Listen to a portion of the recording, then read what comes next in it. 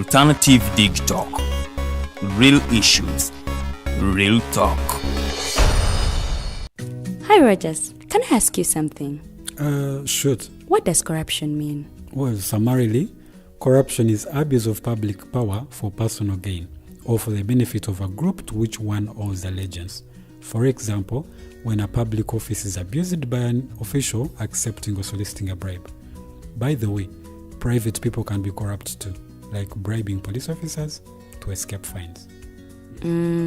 Okay. So exactly how does that concern me? Well, do you pay taxes? I guess, yeah. What does that have to do with this? Everything. Because those taxes you pay are supposed to facilitate services you use, like water, electricity, roads construction, medicines in hospitals, name it. Okay, that is much bigger than I thought. But it can be stopped, right? Well, yes it can, although it may not be as easy as it sounds. And here is the reason why. Corruption roots are grounded in our country's social, political, economic, bureaucratic traditions and policies. So, what has kept it going this long? I mean, why don't we stop it? Well, the main reason why it has been here for so long is because institutions are weak, either as a result of poorly defined ethical standards of public service, weak administrative and financial systems, or ineffective watchdog agencies. What can we do to stop it? At a national level, we must focus on strengthening the independence and effectiveness of public institutions that fight corruption. At a personal level, we must commit to never giving a bribe. I promise I'll never give a bribe. Well, that's a great decision you have made. Me and you now have to spread this message to all our friends. If we all do our part, corruption will be no more. This message is brought to you by Alternative Digitalk.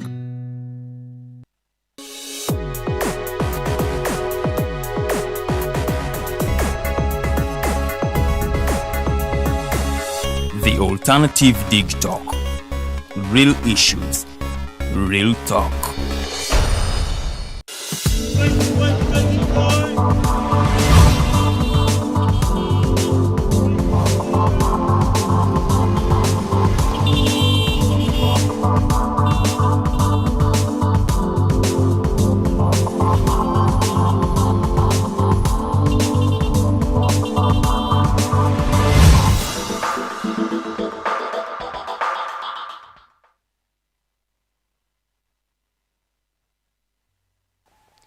Wasuze otya munnange akedde naffe olunaku olwaleero amakya amalungi The Mighty Drive ye program gy'oli mu kulaba mu kaseera kano nze Mumbejja luwedde Lilian era nga akanyomero ke tulimu ke ka Mighty Global News Updates. Munnange wennaakamalira ngenda kuba nga negattibwako abakulu okuli omwami Mukose Arnold Anthony n'omukulu Rogers Tulyahabwe ate tugayigaye mu nsonga nga bwe zigenda okubeera era nga tugenda kuba twogera ku nsonga ez'enjawulo zotasaanidde kubeera nga ate osubwa. Ennaku z'omwezi ziri 6 we twogerera tuli mu mwezi ogwa July oba muyite Kasambula omwaka 2023 era nga munnange omwezi guno nagwo twakagutambulako ennaku eziwerera nno ddala 6 kitegeeza omwaka tugutambulidde ddala kakati tuli mu ttundu ery'omwaka erisembayo.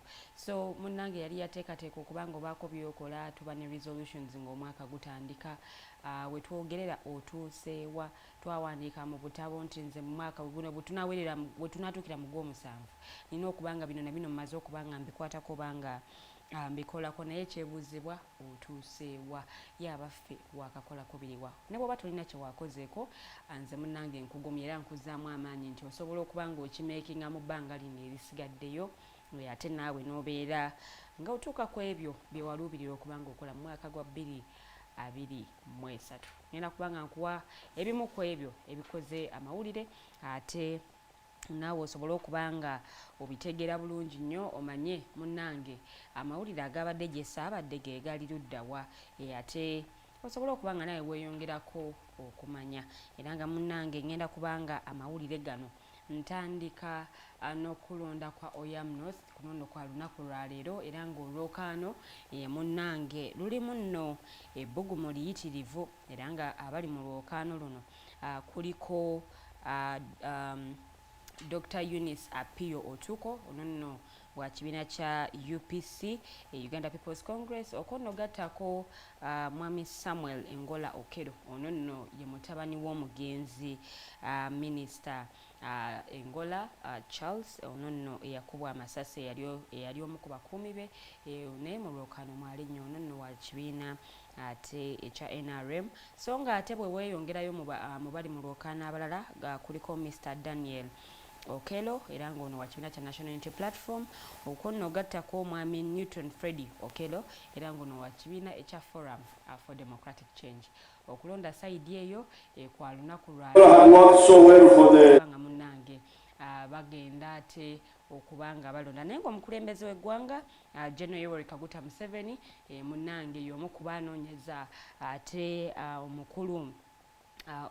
omukulu Samuel Engola Okero akalulu era nga munnange obubaka bwe bweyogerako essayidi eyo bwali buyitirivu naye nga kulondako kwa lunaku lwa leero era nga munnange olunaku lwa leero wekiggwera ye munnange mulamuzi byabakama era ng'ono yakulira akakiiko ak'ebyokulonda mutaka ate mu Oyama okulaba nga buli kimu kitambula bulungi nnyo era nga munnange ko akakiiko kakulembera munnange kavuddemu omwasi ku kiragiro ky'omukulembeze w'eggwanga ekyokunoonyereza ku mivuyo egyetobeka ate munnange mu kujjuza ekifo kya ssentebe owa district ey'e Bukedya ye omwogezi w'akakiiko k'ebyokulonda njogera nno ku Paul Bukenya yategeezezza nti munnange beetegefu nnyo okuwaayo kyonna kyonna ate kinaba kyetaagisa bwe batuuka ku kunoonyereza era munnange ono nno yalabudde abakuumaddembe ate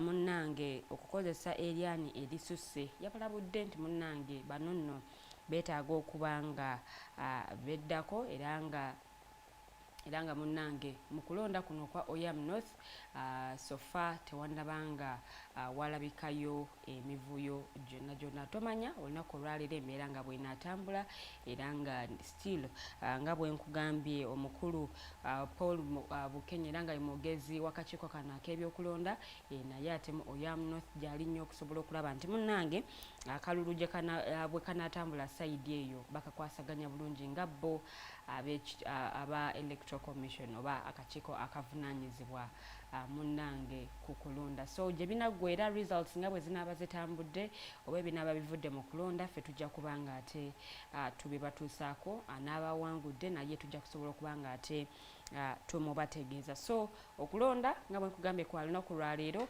munnange ate tulabe butya bwe binaggwa oba mutabani w'omugenzi Minister Charles Engola yanaakitwala ono nno nga munnange yeeyamye okubanga amaliriza ebyo taata we ate byataasobola kubanga amaliriza so katulinde ebyo nabyo gye binaggwera tujja kubanga ate tubibawa mu bujjuvu bwabyo kakati neeyongeddeyo ensonga za DNA nazo nno munnange zikyagenda mu maaso n'okulanda namulanda nga mabeere gambwa nti munnange n'ababaka abakyala mu lukiiko lw'eggwanga olukulu bo nabo nno munnange bakubaganyiza ate empawa ku kyabazadde munnange okugenda mu maaso n'okubanga bakebeza abaana baabwe endagaluse era nga munnange bano nno balowooza nti oba munnange waali baddeyo waakiri munnange waali baddewo enkwata y'ensonga eno era ne bategeeza nti munnange kirabika nga kigendereddwamu kutumbula butabanguko mu maka njogera nno ku nsonga z'endagaluse era nga munnange bano nno baasabye abakulembeze ab'eddiini n'ab'ennono ate munnange balambike abantu akabi ate akali mu nsonga y'okukebeza abaana mu nkola ey'ekizungu era munnange baasabidde ddala n'abazadde okubanga ate badda ku nnono ey'okukebera abaana mu bika byabwe nga bw'ogenda mu maaso n'okuba ng'olaba Honorable Sarah Opendi kuno kuliko Minisita wa Gender njogera ate ku Betty Yamongi ne tubeera ne Honorable Lukia Nakadama era nga abo nno munnange bavuddeyo nabo ne boogera ku nsonga eno y'emu ya DNA era ne bategeeza nti munnange ensonga eno yali badde ng'ekwatibwa ate n'obwegendereza obuyitirivu. Nalabye era Honorable Faith Nakut gw'osoose okulaba mu katambi akasoose era naye yali ayogera ku nsonga y'emu nti munnange abamu balabika bakikozesanga kagenderere kuba nti bejjako obuvunaanyizibwa oba oli awo n'abamu abataagala kuweerera abataagala kulabirira baana oba ku taking a responsibility.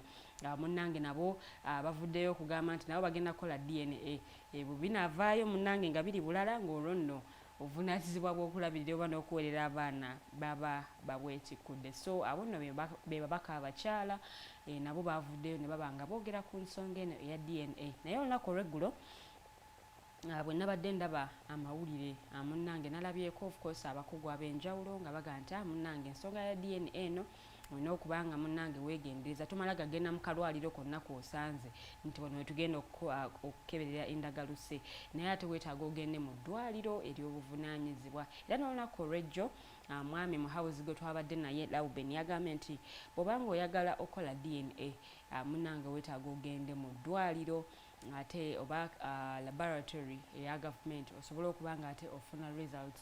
Naye munnange era Deputy Speaker wa Parliament naye bwe yali ayogerako still ku nsonga eno yategeeza nti munnange bannayuganda abagezigezi nnyo ojja kwesanga nga buli wabbuli w'otunula kakate buli kasonda koolaba waliwo ekifo we bakeberera DNA naye ekyebuuzibwa bano baregulatingiddwa batya ye abaffe ensonga eno yetaaga kubanga ekwatibwa etya kwe kuyita Prime Minister Robina Nabbanja ate ayongere okuttanya ku nsonga eno okwo kujja kubaawo sabbiiti ejja naye ngira bwe binaaba bitambudde naffe tujja genda maaso n'okubanga ate tubibawa. Awo nvuddeho neeyongeddeyo ewa Katikkiro Charles Peter Mayiga ono nno munnange ayagala entambuza y'amawulire ate ag'Obwakabaka ebenga eyongerwamu amaanyi nga munnange bakozesa emikutu gye mugatta bantu ate n'okusobozesa abo abali emitala w'amayanja munnange okwongera okumanya ebifa embuga. Ono nno we yabyogeredde yabadde asisinkanye abaami b'amasaza ga Buganda era nga munnange okubanga ate boogeramuko ku nsonga ez'enjawulo era munnange bino we yabyogeredde era munnange yabategeezezza okubanga ate batambulira mu nnyingo nnya okuli obuyiiya obunyiikivu obwerufu ate n'okwagala nga munnange bagenda mu maaso n'okubanga bakola emirimu gyabwe. Awo nawo nvuddewo neeyongeddeyo munnange minisita avunaanyizibwa ate ku nsonga za East Africa oba minisita Rebecca alitwala Kadaga munnange ono nno ate yakubirizza bannayuganda okubanga ate bayembracinga olulimi luno Oluswayiri. Jjukira olulimi luno lwatongozebwa gye buvuddeko ate munnange era nga bannayuganda abamu babadde bo tebakijumbidde nnyo naye nga minisita Rebecca alitwala Kadaga munnange ono nno era nga ye first deputy prime minister ate era nga ye minisita avunaanyizibwa ku nsonga z'omukago gw'amawanga ga East Africa wano mu ggwanga Uganda. Munnange ono nno bw'atyo bwe yategeezezza era nga olunaku olwaleero ate n'olunaku olw'enkya munnange tugenda kuba tucelebratinga Swahili Day wano nno ate munnange mu Uganda era nga munnange n'abakungu ab'enjawulo nabo bagenda kubanga batwegattako njogera kuba yala officials munnange bagenda kubanga batwegattako mu mukolo guno ate munnange tusobole okubanga tujaguza Swahili Day naye nga bannayuganda bangi nnyo olulimi luno tebannaba kubanga ate balutegeera naye nga ye Honorable Rebecca alitwala Kadaga munnange yabasabye okubanga olulimi luno balwaniriza baluyiga ate era balutegeere munnange ate nabo lusobole okubanga luyamba nnyo mu business mu kutambuza emirimu ate era munnange olulimi luno still lubayambako nnyo mu communicating ne bannaffe abali mu mawanga ag'enjawulo njogera ku Kenya, Tanzania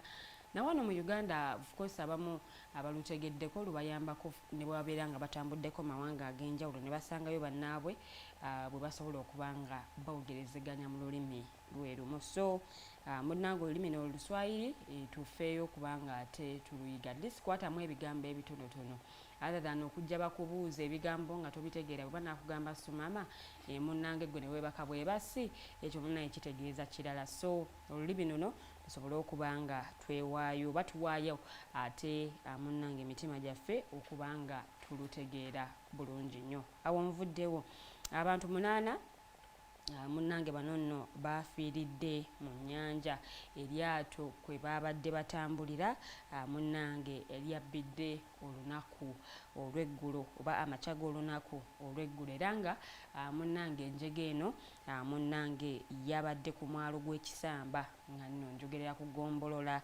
y'ekyamuswa ekalangala era nga poliisi n'abavubi munnange bo bwe bwazibidde olunaku olw'eggulo nga bakyagenda mu maaso n'okuba nga banoonya abantu abo ate munnange abalala 12 ababadde batalabikako era nga munnange nabano nabo babadde ku lyato lino era nga munnange kigambibwa nti ekyaviiriddeko eryato lino okubbira y'embuyaga ate eyabadde ennyingi ku nnyanja era nga munnange bano nno bakyagenda mu maaso n'okuba nga banoonya abantu bano ate abatakubibwako kyamulubaali naye nga kibi nnyo ekyatuuseewo era nga emyoyo gy'abagenzi munnange tusaba Omukama Katonda abalamuze kisa. Ago nno amawulire si malungi nnyo wabula ng'ate awo nawo ngenda kubanga nvaawo ng'ate munnange neeyongerayo mu mawulire amalala bo bakaawonawo munnange ababiri okuli Edgar Mumbere okunno gattako ne Moses Kato nga bano nno baasimatuka okufiira mu bulumbaganyi bwa ADF obwali ku ssomero lya Lubiri Secondary School mu Kasese munnange bano nno beesanze mu kaseera akazibu olw'okuba nti munnange bano baboolebwa era n'okukyayibwa abatuuze nga kigambibwa nti waliwo munnange abatuuze abaafiirwa abaana baabwe naye ng'ate mu bulumbaganyi buno era nga munnange bo baayisibwa bubi nnyo era nga ababiri bano bo bakyali balamu ng'ate munnange abaabwe munnange bwe baasomanga mu ssomero erimu baafiira ate mu njege eno ne beesanga mu kaseera k'okuba nti baboolebwa era nga munnange bano nno n'ekyokukola munnange tebakimanyi era nga munnange waliwo n'ab'obuyinza abaasabye abazadde baabwe okuba nga babafunira amasomero wabweru w'ekitundu ate basobole okuba nga babategula ekibabu oba oliawo akabi akayinza okuva ate mu nsonga eno. So abo nabo munnange twongera kubasabira basobole okuba nga embeera eno nabo bagiyitamu kubanga si kyangu okuba nga ate bwe mwasomanga ne banno baava mu bulamu bw'ensi eno naye ng'ate munnange gw'okyaliwo abantu abamu bakiraba bulala era ndowooza na bano bwe batyo ate bwe bakiraba. So awo nawo nvuddewo ngenze mu maaso neggulira eddala ey'abatuuze munnange ku byalo 4 kuno nno nga kuliko Nkwale, Kitemu, Kome, Ansaasi n'Ekisaka nga bino nno bisangibwa mu district ey'Egomba bo bazzeeko akaseko ku matama oluvannyuma lwa gavumenti munnange okubagulira ddala ettaka eriwereza ddala yiika 714 era nga munnange kino kyagendereddwamu okuba nga bamalawo enkaayana ku bibanja era nga munnange bwe twogerera abamu bamaze dda okuba nga bafuna obwannannyini ku ttaka eryo. Minisita w'ebyettaka amayumba ko n'enkulaakulana y'ebibuga Judith Nabakooba ono nno munnange yabakwasizza ekyapa kino era nga olukuŋŋaana luno munnange lwabaddemu abatuuze ku byalo bino era nga n'abo ab'ekitemu nabo babaddewo munnange nga kino kiri mu ggombolola y'ekyegonza. Akamwenyumwenyu ke baafunye munnange kavudde ku kuba nti baasobodde okuba nga bafuna we babeera era nga babafunidde we bagenda okuba nga bakakalabiza emirimu gyabwe ate nabo okusobola okuba nti beebeezaawo ku ddakiika 21 ezakayita ku ssaawa 2 ez'amakya g'olunaku olwaleero. Updates zaffe ngenda kuba nga nzikomya wano eno ate sobole okuba nga negatibwako abakulu nga bwe mbakutegeezeza omwami Mukose Arnold Anthony agattako omukulu Rogers Studio habwe tusobole okuba nga ate tugayagaya mu nsonga ez'enjawulo naye nga sinaba kubanga mbayita ngenda kubanga nsembyayo eggulire lino president wa ggwanga erya South Sudan njogera ku General Salva Kiir yalangiridde nti munnange omwaka ogujja gavumenti yegenda kubanga ate etegeka akalulu k'obwa president era nga munnange kano ke kamu ku bubonero obwoleka nga ye munnange ne banne bwe bali ate abeerufu kutema empende ezireeta emirembe mu ggwanga eryo era ng'ono nno ye president abaddeko okuva eggwanga lino bwe lyafuna obwetwaze mu mwaka ogwa 2021 era nga munnange still ne mu kalulu kano kagenda okuba nga ateekateeka yeyeka eyakavaayo okwesowolayo okubanga munnange ali ate mu lwokaano luno oba ate okuba nga agenda kwenyigira mu kalulu kano kennyini nnyini tewannaba kubaayo kompitita mulala naye nga katulinde since okulonda kwa mwaka gujja bwe binaaba bitambudde ebyo nabyo tujja kubanga ate tubikuwa kakati katugende mu kuwummulamuko katono nnyo the mighty drive ekyagenda mu maaso wetunaakomerawo ate abakulu abo bajja kubanga baneegaseeko twogere oba tugayegaye mu nsonga nga bwe zitambula ate naawe osobole okubanga obaako ebyenjawulo byotegera the mighty drive ekyagenda mu maaso.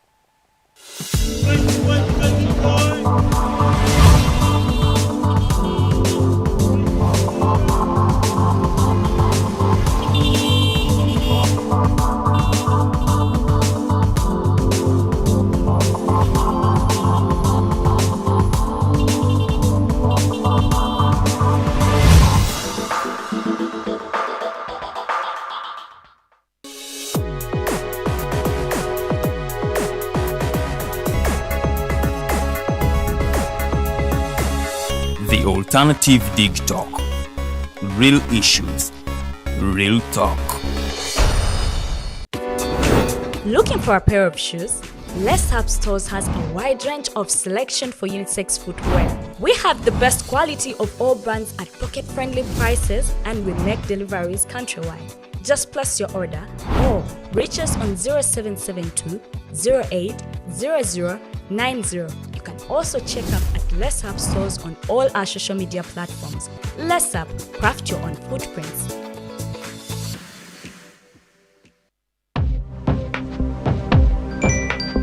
Go to the church, though. Tawali man, what's up? Man, can you imagine people just dump everywhere? Someone drinks water and throws the bottle wherever. Come on, Rogers. What else do you expect people to do with an empty bottle? Manya, Nawe, Kola. Did you know that plastics take at least 450 years to decompose?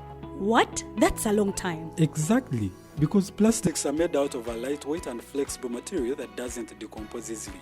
And plastics everywhere in the environment cause plastic pollution. What is plastic pollution now? It is the accumulation of plastic waste in the environment, like bottles, polythene bags, straws. All of these contribute to plastic pollution. I have been using them without knowing their effect. Yeah, a lot of people have. Plastics are a danger to the ecosystem, both on land and in water. So how can we overcome this problem? Is there something we can do? Oh yes, we can reduce by minimizing the use of plastics, reuse by repurposing them, or recycle by collecting and processing them into new products. Everyone wants to change the world, but no one wants to change themselves for the world. How about we change our habits for the world? And it starts with me and you. This message is brought to you by Alternative Digitalk. Are you craving for that special meal that will entice your taste buds and leave you with lasting thrilling memories? Look no further. Spice Island Bulenga has got your answer. Natural, fresh and delicious juice, the best meals. Don't miss our daily specials from Monday to Sunday. Pizza Wednesday, Saturday Pizza Bonanza, you buy one and take two. Come dine with us and feel the experience. We are located at Prime Shopping Center in Bulenga, Mitiana Road. For inquiries, call us on 0704111720. Spice Island, we treat your cravings.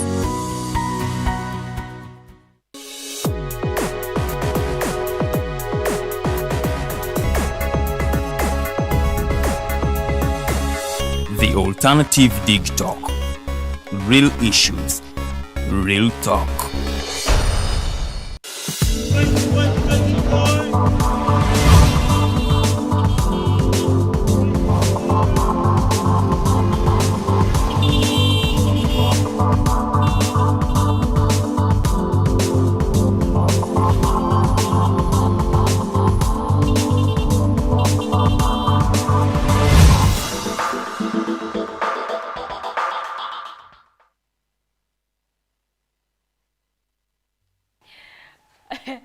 Atasonyiwa Kola kakayiseemu wasuze otya nyongera okubuuzaako ate gwe nga atulaba the mighty drive program kyogenda maaso n'okubanga olaba nze omumbejja luwedde Lilian era nga mu studios neegatiddwako abakulu okuli mwami Mukose Arnold Anthony kwogatta mukulu Rogers studio habwe tugenda kubanga tugayagaya mu nsonga ez'enjawulo ate ze weetaaga okubanga munnange otegeera muno nno mulimu okuyitaayitamuko mu alipoota ya auditor general ate tusobole okubanga tumanya ebimu ku ebyo ebirimu n'ensonga ate ez'enjawulo ensonga ya DNA oba endagalusi nayo munnange ekyagenda maaso naye nga tetunaba kubanga tugenda ate mu nsonga endala zetugenda okubanga twogerako abakulu bano kabatulamuseeko ate batubuulire bo stand yaabwe eriruddawa mu nsonga eno would they advise anyone because they are men of course men be basinze okukola okwenyigira mu nsonga eno okubanga ate munnange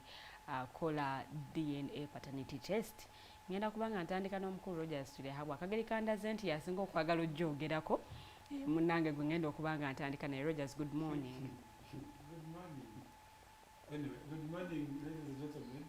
Thank you so much for being with us this morning. My name is Rogers Tuyago and it's a great honor yet again to be here. First of all, I don't have kids. But I think it's a very complicated issue. Honestly speaking, I think it's not fair for a kid to be deprived of their rightful father, their rightful parent.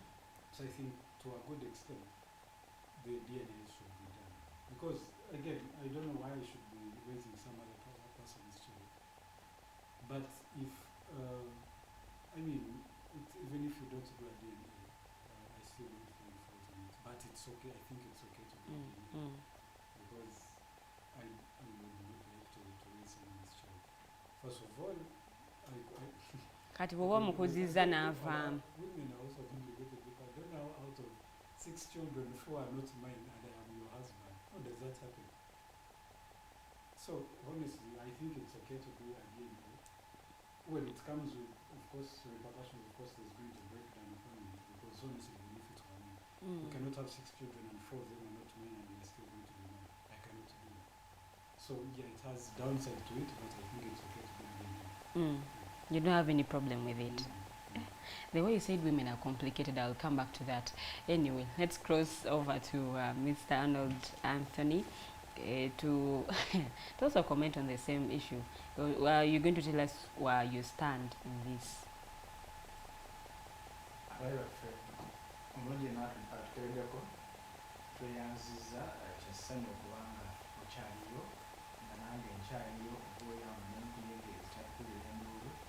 Nimusanyufu okubanga kesezanga n'omulamu siba kuba nti nze akola ebirungi mu maaso ga Katonda naye olw'ekisakye okwagala okusinga kwalimu okungi okubanga oba oliawo ekisala tukyasobola okuwuliziganya nze Mukose Arnold Anthony Nabagandi naye ajja kwetolera ku nsonga agaba n'abazireese waayi tuwe endowooza mpe endowooza yange si eyenkomeredde sinza omugezi ennyo nyiza okubanga benjogedde bikunyiiza kusanyusa naye situndwa isukulu so njogera ngendowooza okusinga ku nsonga ziba zizze mumbejo tandise na luzungu ate nabugamba oluzungu olwangakola munansaso abalusoma abala naye nga ku nsonga yandaga butonde okusobola kwa byonna ensonga eno si mpya era nze nkuze tuzikola tukuze tubiraba nga mugenda mu kyuma ne bakebera tukuze tubigoberera kati bwempulya saawa zino nga bannayuganda mutinkiza bannayuganda mwogera ebikikinike bannayuganda bwentonunsi bannayuganda mwewanisa emitima ngeyabuli ow'olugambo siraba nsonga nkulu nnyo eri mu nsonga ya dini tekirina buzibu kugikola no kyeŋŋamba isituze tubikola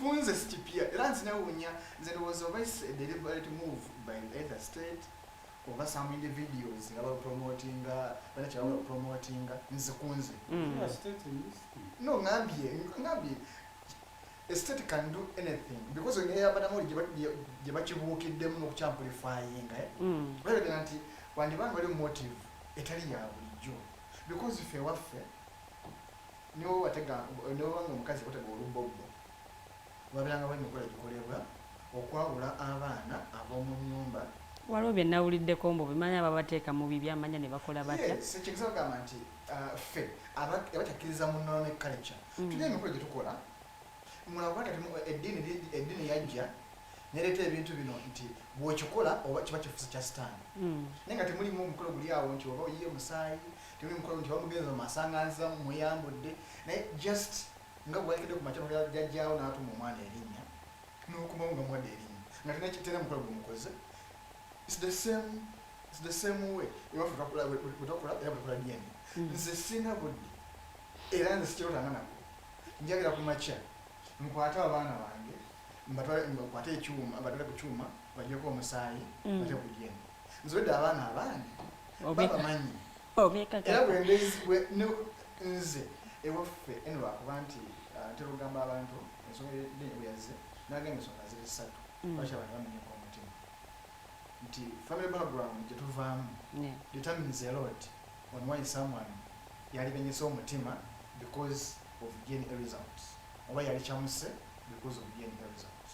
One, omuntu yakulira mu family nga taata omu mama omu nga tiyawulirako maama we taata we nga yemugunya maama we nti oba yagenzebwa bweru obanga tiyawulirako maama we nga amulugunya mu taata we nti alina omukazi gweyagala wabweru kati omuntu bwati bwambi bwafuna ekintu bwafuna shock eyo emumenya yasobola omutegeera because yakola kikulyanaako ate omuntu wabanga tiyafuna mukisa guwumulirako wasenga wakojja nti obulamu bwe bwonna bwonna abadde wantu wamu taata na maama ava agenda ku ssomero ava kudda waka nti omuntu oyo ajja kumenyeka nnyo omutima nebayo omuntu mala nga taata yalina abakazi 3 naye nga bali abaana 20 naye nga omwana abo ndabula tabula taata nga yeemulugunya obanga abuusabuusa abaana bazaala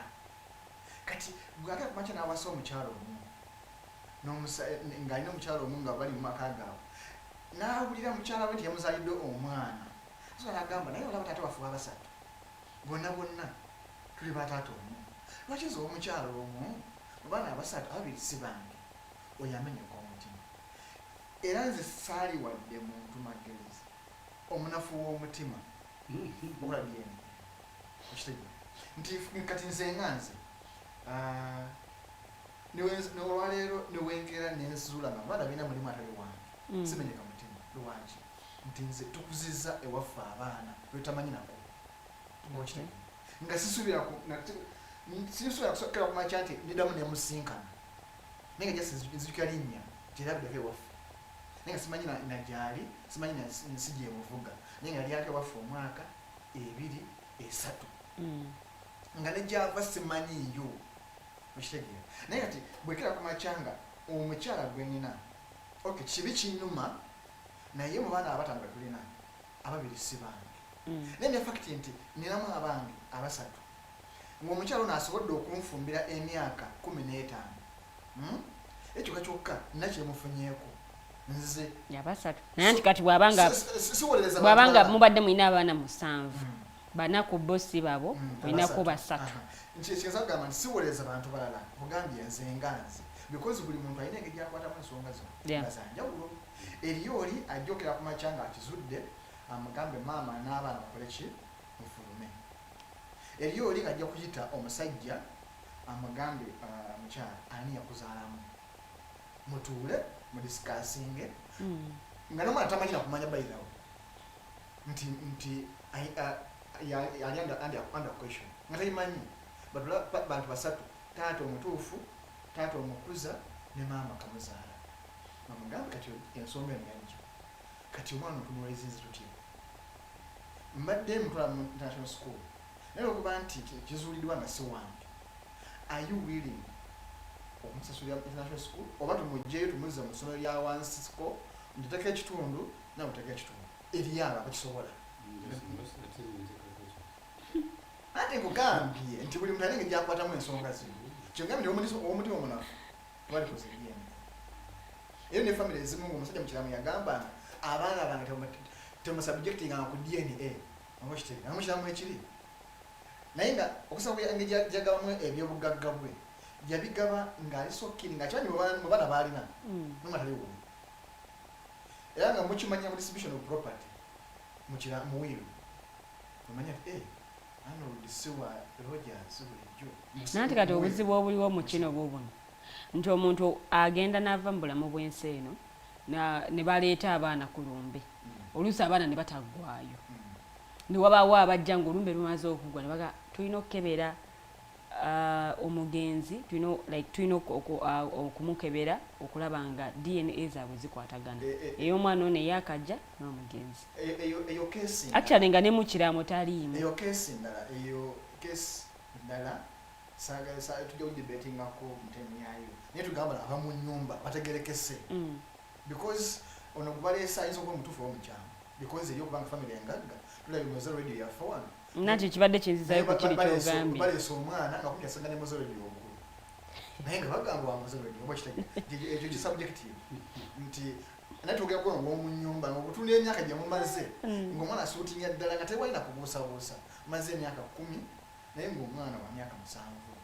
oba kitege nga muzaide mu nnyumba ebutwogerako nti ebintu bino ebimu ewaffe tulina emikolo gye tukola ewaffe naye kati kyeki kireetedde okubanga kyeyongedde nnyo bw'okiwulira ssaawa zino engeri gye kiwaawalamu oba engeri gye kisoundingamu obuzibu buvudde ndowooza new world order erina ebintu bingi behind it tukiraba kungulu but kino kintu kinene nnyo kirimu world order arrangement nti buli kyebakola ssaawa zino abazungu for example kyebakola bakikola africa n'obulwadde bwomu bakola babukola nga bwabafirika naye olwokuba tulina emisayi gyaffe gyabuguba netuyitako ate abantu abazungu nekibayisa bubi nti africa yebadde ekyalina families eziri stable era nga bwotulira abazungu olwaleero isinomo omwana okulira ne maama we oba ne taata we yekka isinomo omukyala okubanga ali yekka nga bamulabirira eyo mu bazungu isinomo okera ku makya ne mukola marriage contract isinomo like kirinomo naye bagezi kulaba nga africa n'omuntu okunoba okunobiraga nti omusajja yanobye ku mukyala we kive they condemn you okubuga omukyala tiyanobye mu africa like kive because we believe nti small unity yereta unity era yereta peace nti singa amaka gaba gatebenkedde ensi ejja kutebenkera bo abazungu kyebataagala bajja kuleetera fedda twalina nkola yakisala mu nyumba ng'osanga omukazi alina abaana 10 naye nga buli mwana asinga ku mwana munne emyaka 3 ne weebuuza kati ono yakikolanga atya awatali mpiso okitegeera naye olowooza bakikolanga batya nti twalinanga family planning method service ekifirika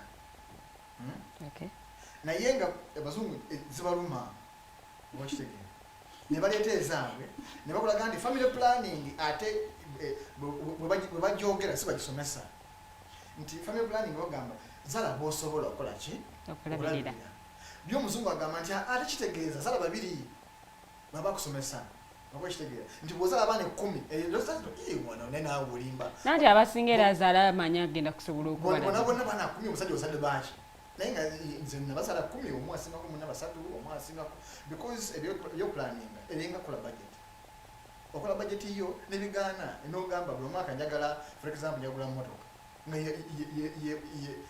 ye plan y'omwaka nebigaana tekigana kola plan so ne family planning yogamba njagala kuzala abaana bange 4 ninja baza myaka 10 yes I'm planning kitegeeza kitegeeza after every 2.5 years ninamoma 2.5 then embeera n'omugaga atali kumakyanga mugaga olwaleero ekyo nakira nayavuye naye bwaba yazala abaana be 10 ng'omunenya agamba yazala baki abangi naye nga bwe yazala yalina obusobozi naye kakati tokikiriza nti waliwo abamu abazaala nga n'obusobozi tabuyina ekyo anayinza okuba nga bwe bugaga tuna bwe yamuwa omanyi we minimize goal netulowooza nti abagaga bokka banafunanga ebintu tulabako omugagga nga era buli kimanyi talina mwana kanaye gyamugamba lwaki tafunye mwana kusenza alina nti sometimes katonda si musiru ayinza okugamba nti bwe obwavu bwo nja kuwa baana naye nga abaana bali kubbula ate oba kitegere tulabeko abaana nga yakulira mu famire enjavu nga tazala nga n'okusoma teyasoma naye ng'ate bw'akuze n'agaggawala abaana baabwe n'abaana b'Abaganda bonna bana basomye ne balabira tata waabwe ataasoma n'abo abataasoma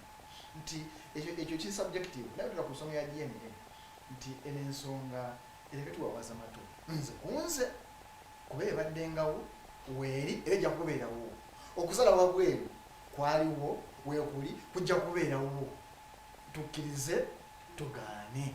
Okay, nayanziza bwami mukozi. There is some burning question I have for Mwami Rogers. Mkulu Rogers, yesterday twadde ne Mwami Muhabuzi. N'atugamba nti ezimu ku nsonga eziviiriddeko abakyala abamu oba okugendako ebweru oba okuzaala abaana wabweru wa marriages yaabwe ziyinza okuba nga zireetebwa baami bennyini nnyini. Do you agree with him? Yeah, to some extent. But I don't really want to go into these things. But I think it's possible. But even then, it's not an excuse because you could put it in light and discuss it if you feel you are. I mean, you're two people. If Christians say the two become one. If you want, you should be talking through this sort of thing. Anti kati waliwo okubanga omusajja ono abadde tazaala nga bwe naakimugamba actually nga takimanyi naye nga ne mugenda mu ddwaliro tayagala kugendayo. So I think still it doesn't excuse just going out because I think still that you could talk through some of these things. They are complicated things to talk about. Very complicated. But I think you can talk through them. Kubanga at the end of the day, if you're going to go out to get this guy who do a DNA, find out all of the kids are not his, probably is not even functioning. But it doesn't save your family involved. So what does it have? So either way, so I think if they can talk through it, I think it's possible they can do. I understand that those things happen. I mean, it's also not fair to say that Omukazi tazara at all because you are man that you do not function. It's not fair. True. It's not fair. So if they can talk about it, it's possible they can do it and then find a solution to it. If they need to stay together and this woman will get kids with different people, that's another thing. If they need to divorce and she feels like he cannot have a wife who has kids from other people, then that should also happen because you cannot subject someone to a thing because to that whole thing for someone to never have kids because you are not functioning. Okay. Okay. When you are talking about nsonga bo abaami, why is it so easier for us okuzala wabweru ne tuleeta mukyala wa kanaakuze? It becomes so easier nze nenzala wabweru abaana bange 5 naye mukyala wa kalina abaana aba 3 ne mwetera abaana 5 nti babaising naye ate ye obaana betulina 5 nampamu omwana ogwo omu atali wange nenfuuka ensonga enkulu ennyo, ensonga ekugeraku ku kyalo. Where's the fairness here? Nojja kwisanga omusajja olwali ayombera DNA ng'abaana omukyalo ono bakuzizza 5 nga si abazaala naye nga mulimu omu atali wa musajja wa mu nnyumba naye nga is complaining olw'omukyala era ng'amunyigidde enjagala kumugoba because yamwaddemu omwana omu naye mukyala bayagala okugoba amulesingira abaana 5 nga si babiri. Olina engeri gy'okireseemu nti amunyigidde nnyo ayagala kumugoba. Yes, because let's be honest mu nsonga zino. In most families, there's always at least one kid who's not for that family. Yes. Most, I think like 60% of the family. Oh, it's true. Nizo wana sana statistics ntuufu. Naye tukuze tugaane. Era muli abaana 10. Usually at least one. Ojja kwekanga. Anyway, si bonna. Era sagala not all families. Sagala obere ogambe ha we are 20.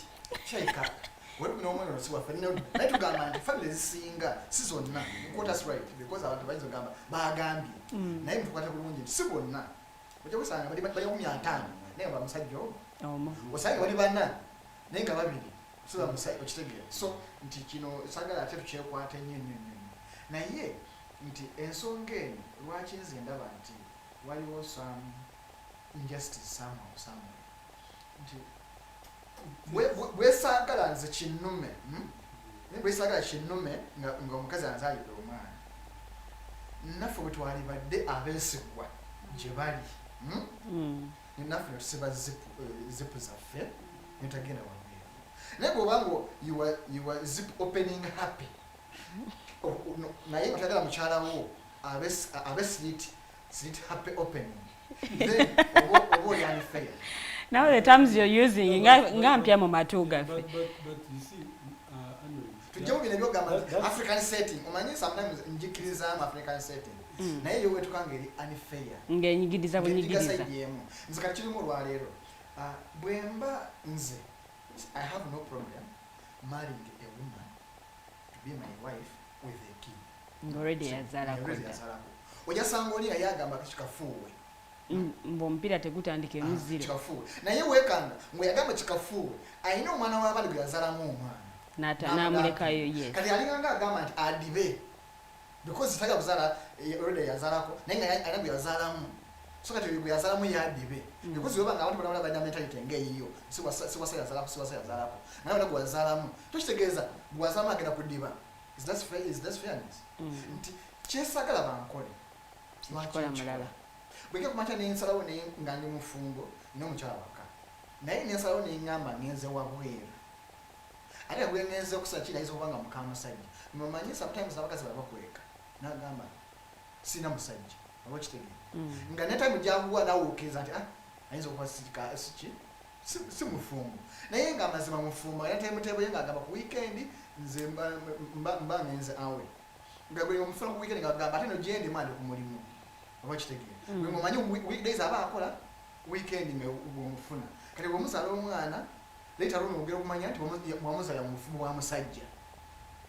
So nti mumbere tukirize tugane consequences zonazone zibazisa.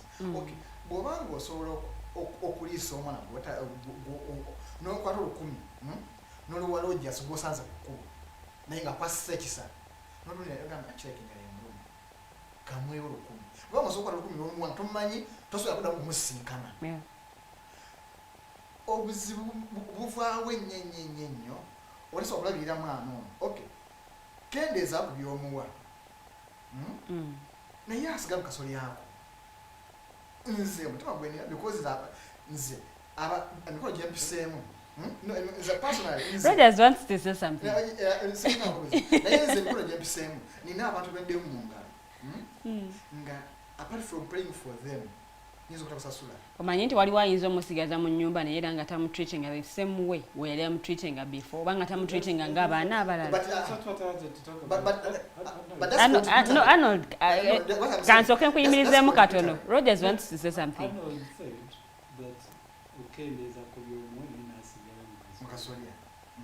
Now that is a good reason why a kid should go to the husband, so they will not receive her.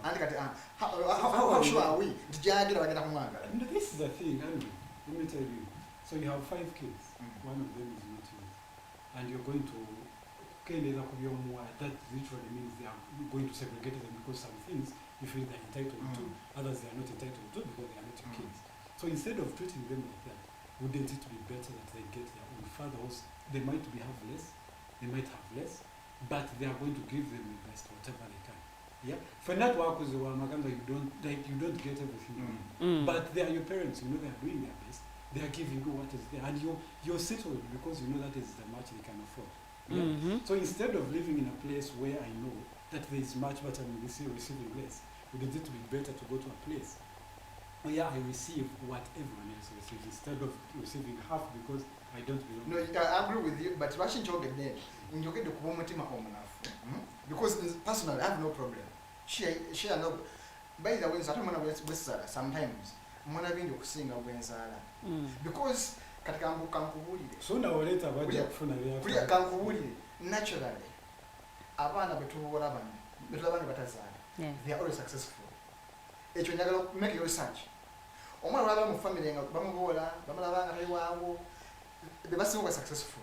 Kati okay tutwale nti mustari yeno nti okay mpasizo omukyala alina omwana gwesazaala mubodde luckily enough omwana was successful. Will that kid love me?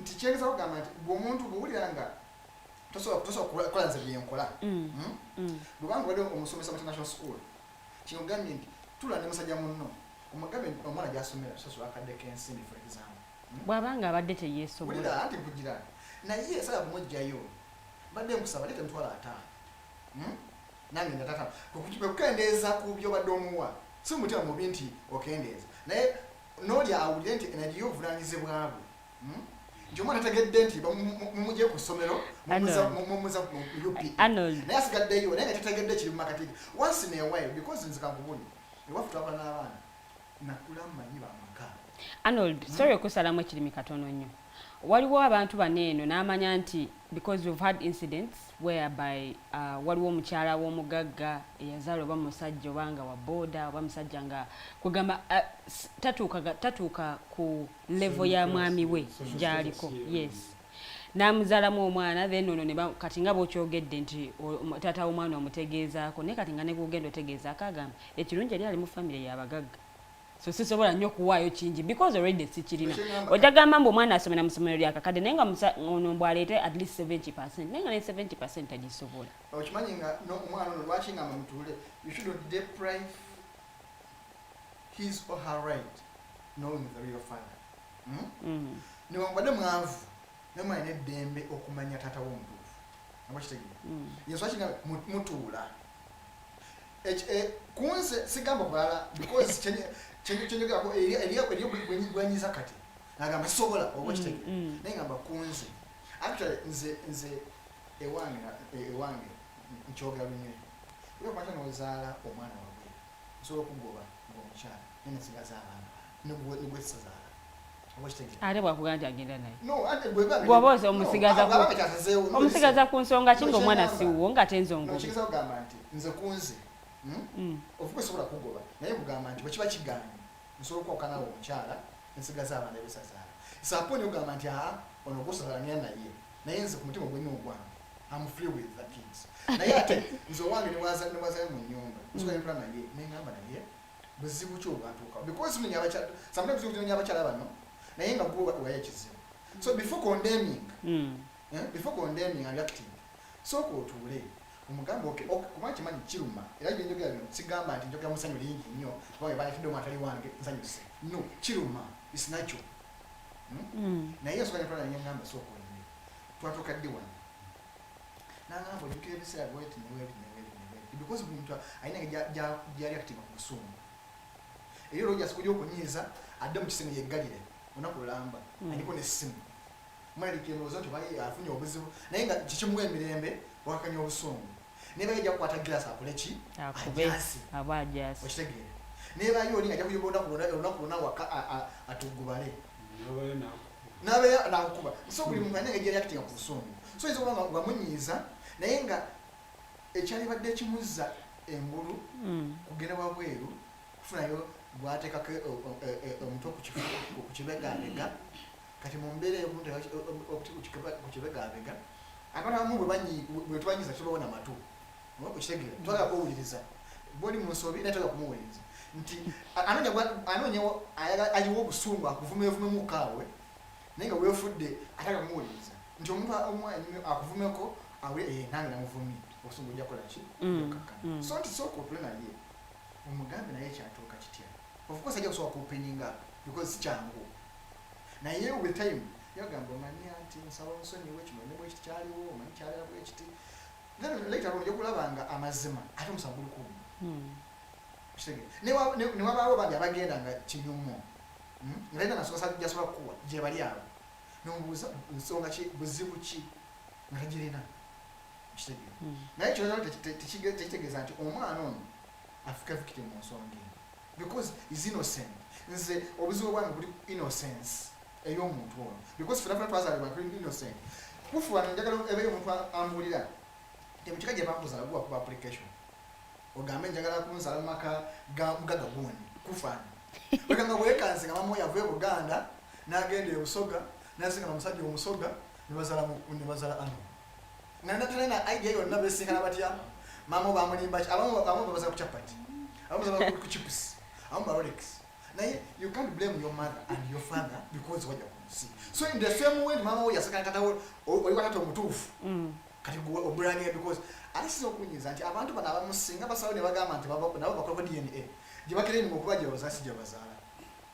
mu bika byabwe ali mu kyanga bye bamuzaala mu kyammaanyi ne mutabani wa Gobira James Wilson mukose naye nga bwe bagamba okay fine bw'ogamba nti okuzaala nawe ogamba abo tebatali ku DNA nawe tebali ku DNA ojja kwekanga nga si wazaalibwa era ffe twakola polisi tugamba nti kasa tumala college oba noba togenze nawe gwe erinnya lyaffe kuva olwaleero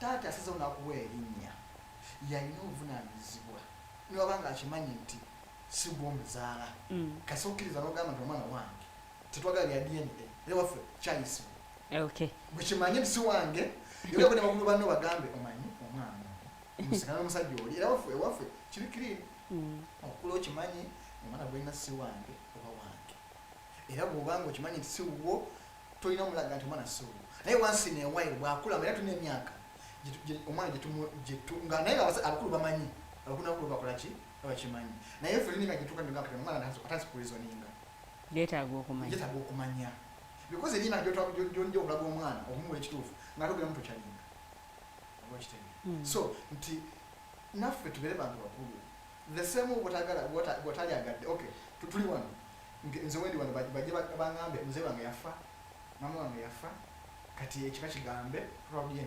biveeyo nga baŋŋamba wooli wakyana muli olowooza owulira otya so the same way gyempulira nga ku myaka gyendiko ginongerako na level yakuna baŋŋambe nti wooli sibakuzaala tokya gyenfuna noono gwotwala ku DNA ate ngaomuvictimizinze jajja ofuna so nti tubeba alina ekiro kyenyigira kwe kubbirira DNA nokwala akaana okakukusiza okatutte wakajjako omusayi like ebintu bino bibe systematic like bibe open omwana atenza otamanya kyemukola naye mukyalawo akola ki amanye because oyinza okuba before you spending the money ajja kugamba nenda Totewana omwana si wuwo okay tweyanziza nnyo mwami mukose ndowooza njagala mpunzike n'ensonga eno okusinziira nga bweri mu ddiiro ndowooza naye tugiwunzikirawo gavumenti ensonga eno egikutte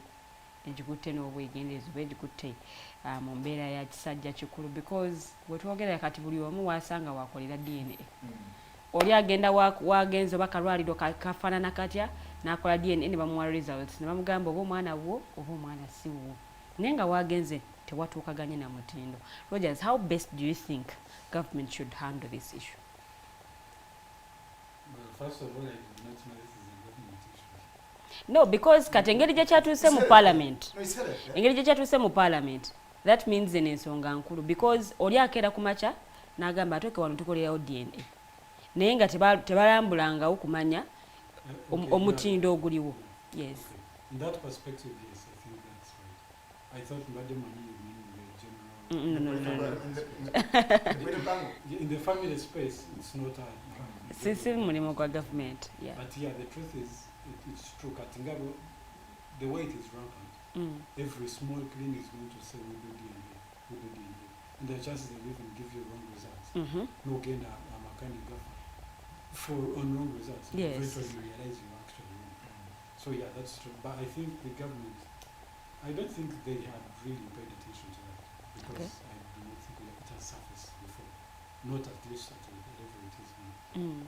So I think moving forward, the ministry needs to designate at least places to be sure that for you, they must have like gazetted particular places for these things, or at least you should have like some sort of certificate to show that you qualify to do DNA, or you have the right equipment, or you have the right qualified personnel. Otherwise, everyone is going to set up. Yellow food. You go anywhere, someone will forge a card for you that is it in removal. Their chances, they will even probably give you wrong indication just because they used to do it. Yes. So yeah, I think the government needs to do that. I don't think they have done yet because right now it wasn't an issue. So I think they need to pay attention to that, just to make sure that people are actually getting the right services from qualified people in these places. Ate oyongeddeko n'ensonga endala gye mbadde siogeddeeko ey'abantu abaqualifying because nze nja kubeera wano eno ŋŋambe Arnold okusinziira ku nfaananayo tozaalibwa agamaaso ewaffe tegaliiyo oli agambe yes yes oli agambe nti nze okusinzi because tulina bu clinics ogenda ne bakuggyako omusaayi obanga omusujja gukuluma kati awo ne bakuggyako ogwo omusaayi ne bakugamba mbu bakebeddere DNA tomakinga na taatawo gwe baleese so Arnold nga ggwe olowooza gavumenti ensonga eno yaali gikutte etya because sigamba nti already ebadde kitandiseeko but yaali badde gikwata etya okusobola kwa byonna gavumenti yali badde erina regional public laboratories tugeze nga omuntu wa bulijjo because energy for now esinga kubeera nnyo mu private hospitals facilities government erina naye kati for example omuntu ova e Masaka ojja e Kampala nga yakola DNA naye kiba costly wali government facility eyokumpi so nali badde ndowooza nti buli awali regional referral hospital maybe wali baddewo lab eyo lab ng'omuntu wa bulijjo tesobola kuteekamu ssente nnyingi omugagga alina obusobozi nga bwolaba education bwekiri nti UPE bwembasina obusobozi alina mu UPE naye obeera obusobozi obwana nesada gyenjagala kagendewa naye bakola yuneebu so n'emigundi ya DNA bwe yali badde nti gavumenti yabadde ne facilities ng'abantu ba bulijjo ke bwe kibanga private esasuza mitwalo tugeza 3 omuntu wa bulijjo mugambe nti owafu ku public genda nnyo mitwalo 5 buli mwana nti oba alisama okibaffe naye buddako ango ya politics enembe gye tulimu ekolera emanyiro gye tayagala kubonekaalo ngamba politics lwaki buli kintu kibeera kino beera tekikiza oba tekidirect nti gavumenti direct ekifalinga kiba political naye gavumenti buli wabeerawo emboozi etujja ku nsonga enkulu ezisaba accountability nti bakiri olubi lwaki bakiri bwekiti nga kiri kufe omanyi ensonga zikwata ku muntu like directly nga kikwatako gwe kirulinga nnyo attention okusinga ku kyaffe ekyawamu singa olwaliro eddagala libula mu ddwaliro twogeraku ffenna naye singa ngenda ku mu ddwaliro omwo omwana wange naafuna obuzibu naafa nga tafunye eddagala njakyogerako nnyo because kikosanze ng'omuntu oba kitegeera nti eri jeno nti amakubo mabi nnyo naye bw'ofuna akabenje olw'ekkubo eryebbi ate eddoboozi balingi nnyo so ne DNA eno gavumenti egifunamu nti kikosa ffe like twokyogerako because kyaffe kati gavumenti egamba nja kunywa amazzi ewiiki nga tebananzirira so kikikolera actually ensonga eyogeddwa nnyo okusinga eri ensonga ye miliyoni 4 ezakozesebwa mu transport n'ebiwandiiko bongeramuko katono nnyo ne bagamba namwe bakoleki gongeremu bwolulira nnyo for example ebokadde gyekikubyemu era nti bagamba at least mungayoko ebyo bizuuse bazenga babyogerako egenda because badenga batuwuliranga twatanga abaserebu bangi nga n'enzika yaabwe bagirwanira naye nga tekiri mawulire nti family erwanira omufu bize bibeerawo nga biri mu limelight nga tubiwulira tubiraba tubisoma naye kimu ibiri ekiba kizuuse omugagga omugundi omala ne basolo ya week bizuuse so kati negamdega mungeremuka alisimunyo amazzi eweek naye kudamu okubanga nti waliwo omubigo njani nti anga biwedemu n'essupu nga binamu accountability reports ekisansa kufuluma naye nga mukasera twali tubikwatira tetwafuna budde obwo because twali ku nsonga ndala nnyo so nti kiri both political and social. Okay. Tweyanziza andooza ensonga etugenda kubanga tugiwunzikira wano tugende mu kuwummulamuko naye nga tetunagenda katugende ne comment ya mwami Kiwanuka Lawrence Semagulu Nsereko tukweyanziza nnyo ssebo webale nnyo kubanga kooli agamba abantu abeesanga nga endagabutonde si ze zimu bagume bakkirize nti abaana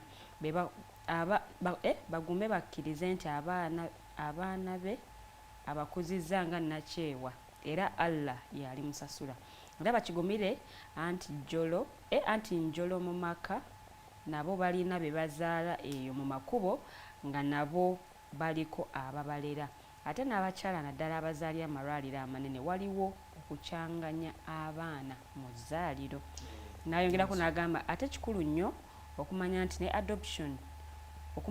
adoption abavaayo nabo baana so ensonga eyo naye bwatyo bwagiteesezaako naye katusooke tuwummulemu katono nnyo bwe tukomawo tugenda kuba tukuba tooci mu leeta y'omukulembeze w'eggwanga oba mu baluwa y'omukulembeze w'eggwanga mu kalulu k'ebukedya aka LC5 ketwakawunze kamu bbanga si ddene nnyo munnanga ate owulire ebyali mu bbaluwa eno omukulembeze w'eggwanga yayogera ku ki bye tugenda okubanga tukubaganyako ebirowoozo we tukomerawo nga tumaze okuwumulamuko katono the mighty drive ekyagenda mu maaso.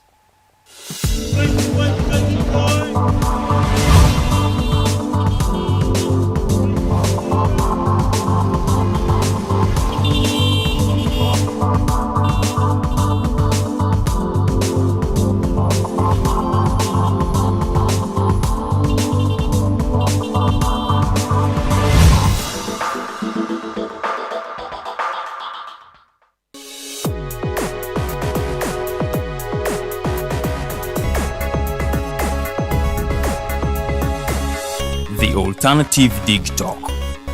Real issues, real talk. Are you craving for that special meal that will entice your taste buds and leave you with lasting thrilling memories? Look no further. Spice Island Bulenga has got your answer.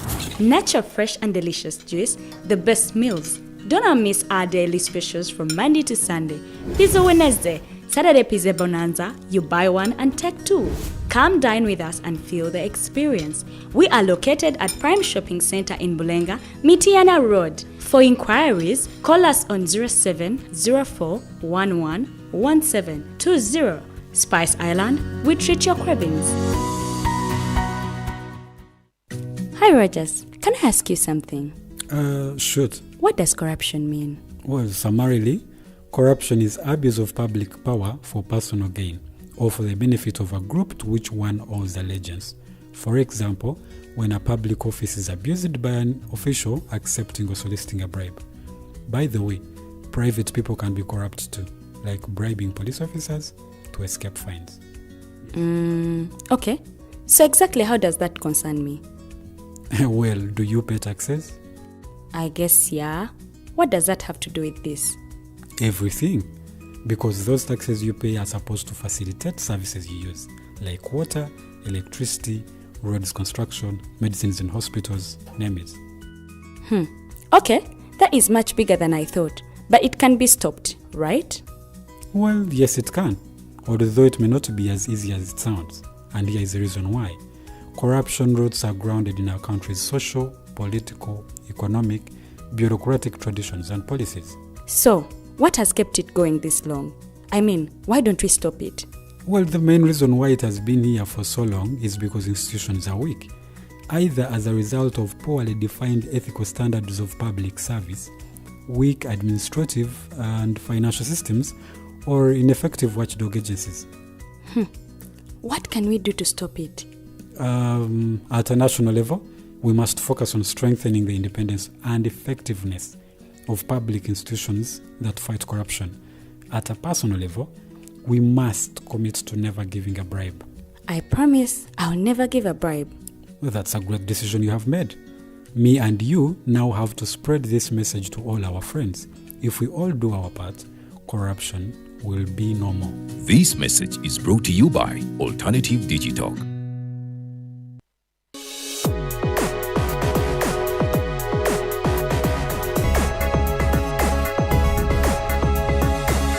The alternative Digitalk. Real issues, real talk.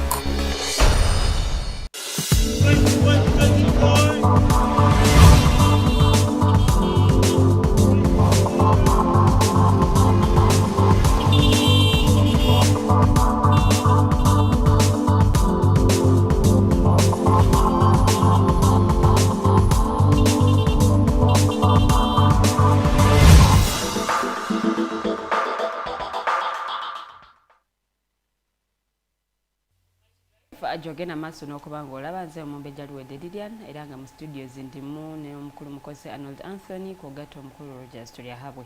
Tugenda maaso n'okuba nga tugayagaya mu nsonga nga bwe zitambudde oba nga bwe zitambula era nga ssaawa kaakati bwe twogerera ziri 3 n'eddakiika 11 ze zaakamala okuba nga zikongokako. Tukyagenda mu maaso n'okuba nga ate munnange tukuweereza. Tuli butereevu ku page zaffe The Alternative Uganda ne Digitalk TV ku Facebook.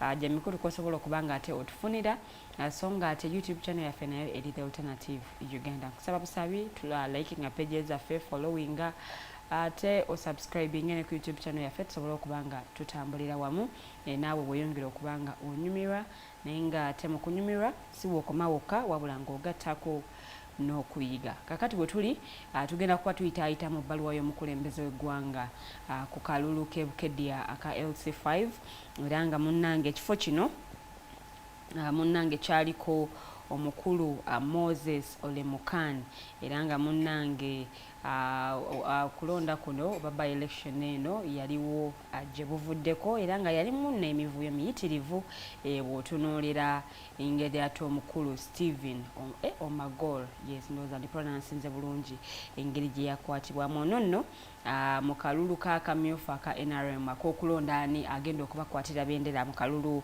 kano aka LC5 webukedya munnange omukyala Mary Akol munnange yamuwangula naye ate ono n'asalawo okubanga ajja independent naye munnange mu kujja independent bingi nnyo munnange ebyamutuusibwako era ng'ono bw'obanga wagoberera amawulire mu biseera ebyo omwami ono yalabikako mu mawulire ag'enjawulo nga nono yali alumbiddwa ne bamukubaakuba ne bamuyuliza engoye yali agenda kubanga anominatingibwa naye munnange ne kitabeerawo empapula ze ne bazitwala naye oluvannyuma nga kikoko ebyokulonda kamunominatinga ndowooza zaali nnaku za mwezi 6 mwezi ogwa June ono nno bwe yanominatingibwa naye mu kalulu ako still mukulu ono ku lunaku lw'okulonda munnange era teyayisibwa bulungi gye byagenda okuggwera nga Mary Akol ono nno yewa NRM yawangula n'obululu 79,692 ate nga omukulu Manya Eblakim ono nno yavaawo n'obululu 4,441 so nga towa FDC omukulu Oita Sam Odeke ono nno yakwata ekifo ekyokusatu era nga no yabuukawo n'obululu 2,343 emivuyo gyali mu kalulu kano gye gyaleetera omukulembeze w'eggwanga ate okubanga avaayo n'abaako ebbaluwa gye yawandiika era nga njagala nsomemumuko ebimu ku ebyo ku byalimu omukulembeze w'eggwanga yagamba I was of course happy for my party to perform so well. However, I'm getting information that government officials on the night of the nomination invaded the house of Mr. David Stephen Omagor, confiscated his academic papers and stole shillings 163M from him so that he could not be nominated the following morning. Oyo nno omukulembeze w'eggwanga bw'atyo bwe yayogera still mu bbaluwa y'eno era n'asaba wabeewo okunoonyereza ku mivuyo egyetobeka mu kulonda kuno kwa LC5 ebukedya era nga ndowooza bwe tugenda okubanga tutandikira tubaddeko n'obululu obw'enjawulo bubaddemu emivuyo emiyitirivu bw'otunuulira okulonda kw'ekayunga by election y'ekayunga still naye kwali kulonda kwa LC5 right? Yes. Emivuyo egyalimu emiyitirivu ennyo ne tulaba aba opposition engeri gye batreatingibwamu ne kyewuunyisa okuba nti omukulembeze w'eggwanga ku mulundi guno yavuddeyo okubanga commentinga ku kulonda ebiseera ebisinga avuddeyo n'agamba akalulu kabadde free and fair ebintu bitambudde bulungi nnyo era nga munnange abantu ab'enjawulo nga nabo bavaayo nga bagamba nti munnange akalulu kano ke tubaddemu kabaddemu emivuyo kabaddemu emigo kabaddemu amagye kabaddemu kwegamba ebintu eby'enjawulo naye lwaki ku mulundi guno ate omukulembeze w'eggwanga we yaviiriddeyo okubanga ate akoona ku nsonga nawe tugenda okubanga tutambulira ate bwe tunaaviira awo ndowooza ate tubeeko ensonga endala ate gye twogerako njagala kutandika ndowooza kantandikire wa Rogers tuli ahabwe. What do you pick of Mr. President's letter? Honestly speaking, for the first time, I think there has been, as long as I have lived, I think this is one of the few times, or if not the first time, I've had the president take charge of a mistake done by his own party. One of the things, actually, my highlights were one, that government officials, and he put it there, government officials, yes, raided and stole 163 million for one of those participants. Two, the turnout of the elections was 87%. The declared was 91%. I do not know how that worked. The winner won with 91%. The turnout of the voters was 87%. So I do not know how that worked.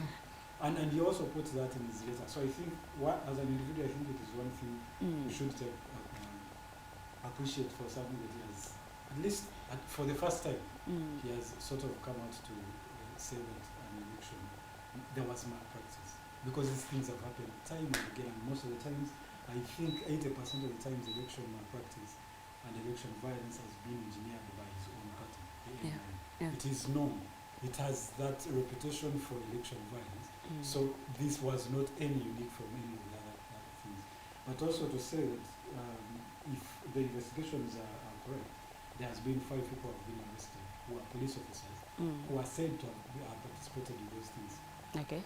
In fact, those 5 are said, apparently, because they were named in court and remanded to Rosetta for I think until around 20-something, 26, I think, or 27th of this month, I think, for them to be taken to High Court or something to be charged and like that. So 5 of them are said to have participated in the robbing of that gentleman, the 163 million. Okay. In fact, also there was another case where they still also participated in the robbing of shillings 15 million in one of those nomination days. So I think his letter did something, if that investigation really was thorough, because it has been so short. I mean, he issued the letter, I think, if I'm not mistaken, 5 days ago last week, and this week we have a result of an arrest of 5 people who are said to have participated in this. So to me, I think it's a policy we should be taking.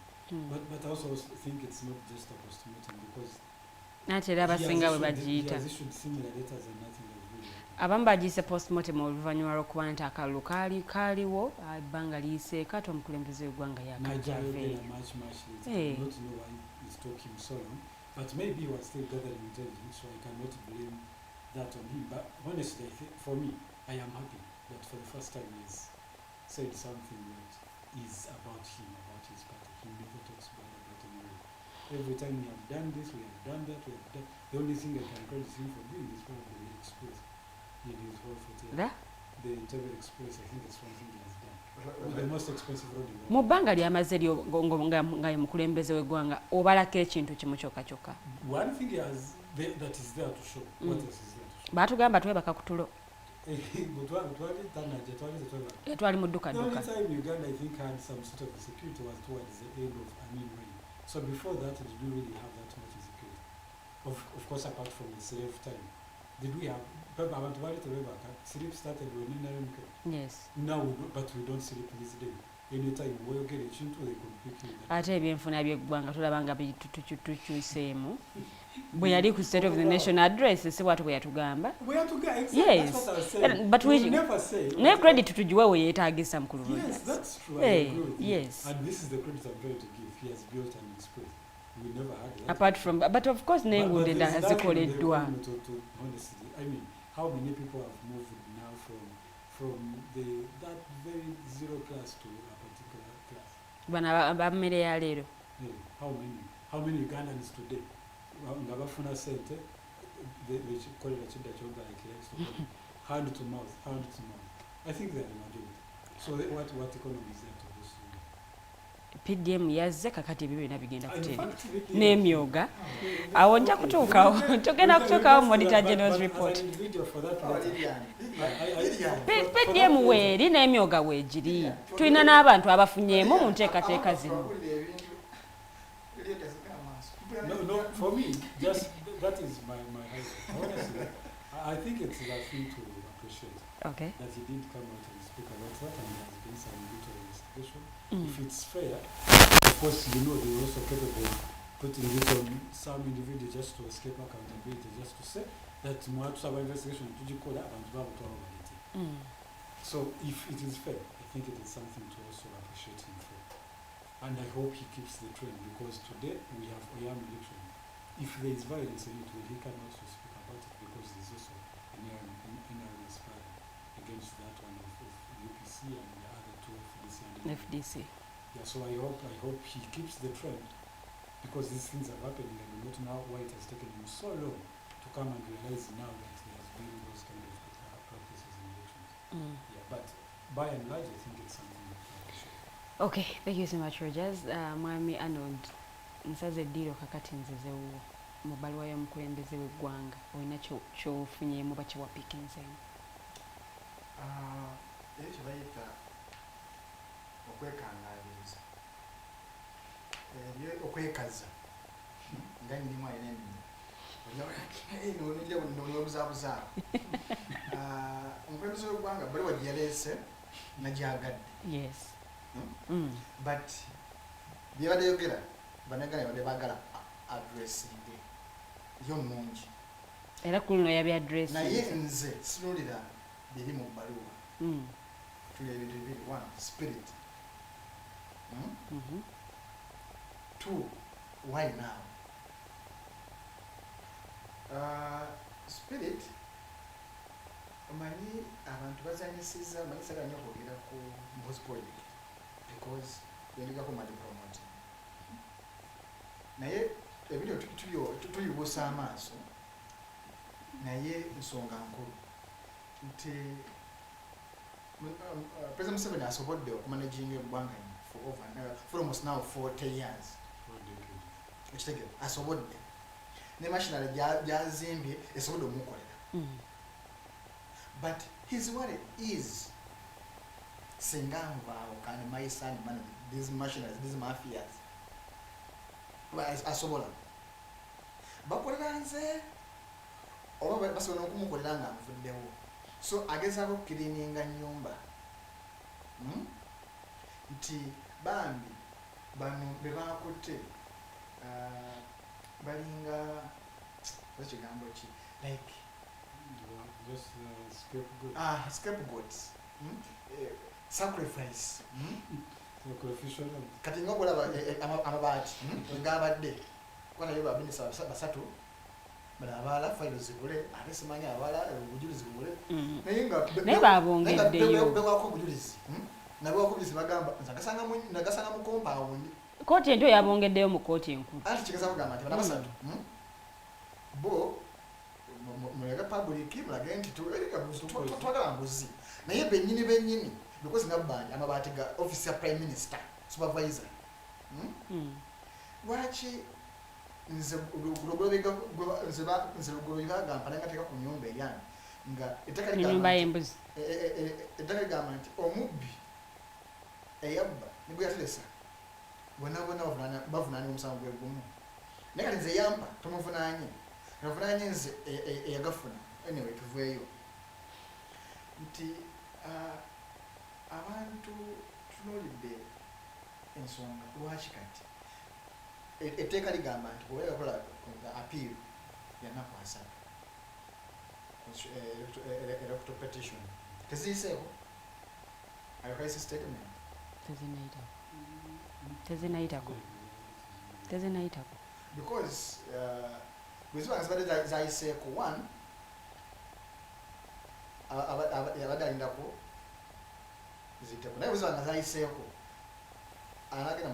anagenda mu court eyo already evidence tetagisa because presidential statement is beyond any evidence naye oba tolina bakujulira just so eyo affidavit kwata presidential era zibasobola okulaba statement nasokubuuza nti statement ntuufu oba abaana bamanyi emitimbagano bafoginze nanyigawo ebigambo bye basobole like nga sikikkiriza nti President Museveni for the first time in history yavuddeyo naye nga wano tulabye buli kalulu bw'obunuulira election petition 001 eya 26 eya Besigye yalimu bw'otunulira judgment ya findings za Professor Kanyehamba justice by then alaga nti ne bwe kubanga mu kalulu awo omulonzi omu yalemeseddwa okulonda on which of to qualify eyo kayoka ground eremesa wakalwako okuba nkabadde ka mazima na bwenkanya naye tuzotwaba obululu bwonna teri kalu mu Uganda nze njagala omuntu ampe yakalwaka nga kali ku mutendera gwa national either LC1 either by election presidential kalukamu ongambe nti akali ka mazima na bwenkanya even those for the party primaries nze njagala akalwaka kati wanyina nga wakkiriza ne banominating Patrick Oboy Amodiat engineer honorable nga ngatto nekiba fine ne bamukwatira gas. Actually Amodiat ye presidential candidate mu recent elections eyasinga okutokyalingibwa mu kalulu konna. Tale we yagenda n'ava nga tafunye tiya gas tewali mu kalulu konna buli disitulikiti yagendamu yafuna tiya gas notakondeni ne honorable Kyagulanyi n'awamu ne bamugaana n'okwebaka mu hotels ezimu naye nga ze presidential candidate. Olaba abantu banokusa elemesa Katumba John presidential candidate n'omulemesa ocampaigninga but is a presidential candidate. Kati gulwale because kali kafavoringa ye it was fine. Eri abaye n'agamba kano kabade kaba because kafavoringa free and fair. Mkitegera. So nti kuno kwekangabizanga afukana mkitegera. Tetuwayi n'ekyamanyi kyakoze. Era nze si excited ngamba era okoze statement. Lwaki kati? Ndo gino ndowooza emivuyo gyasusse. Gyasusse gitya? Njagala mumbulire. Gyasusse gitya?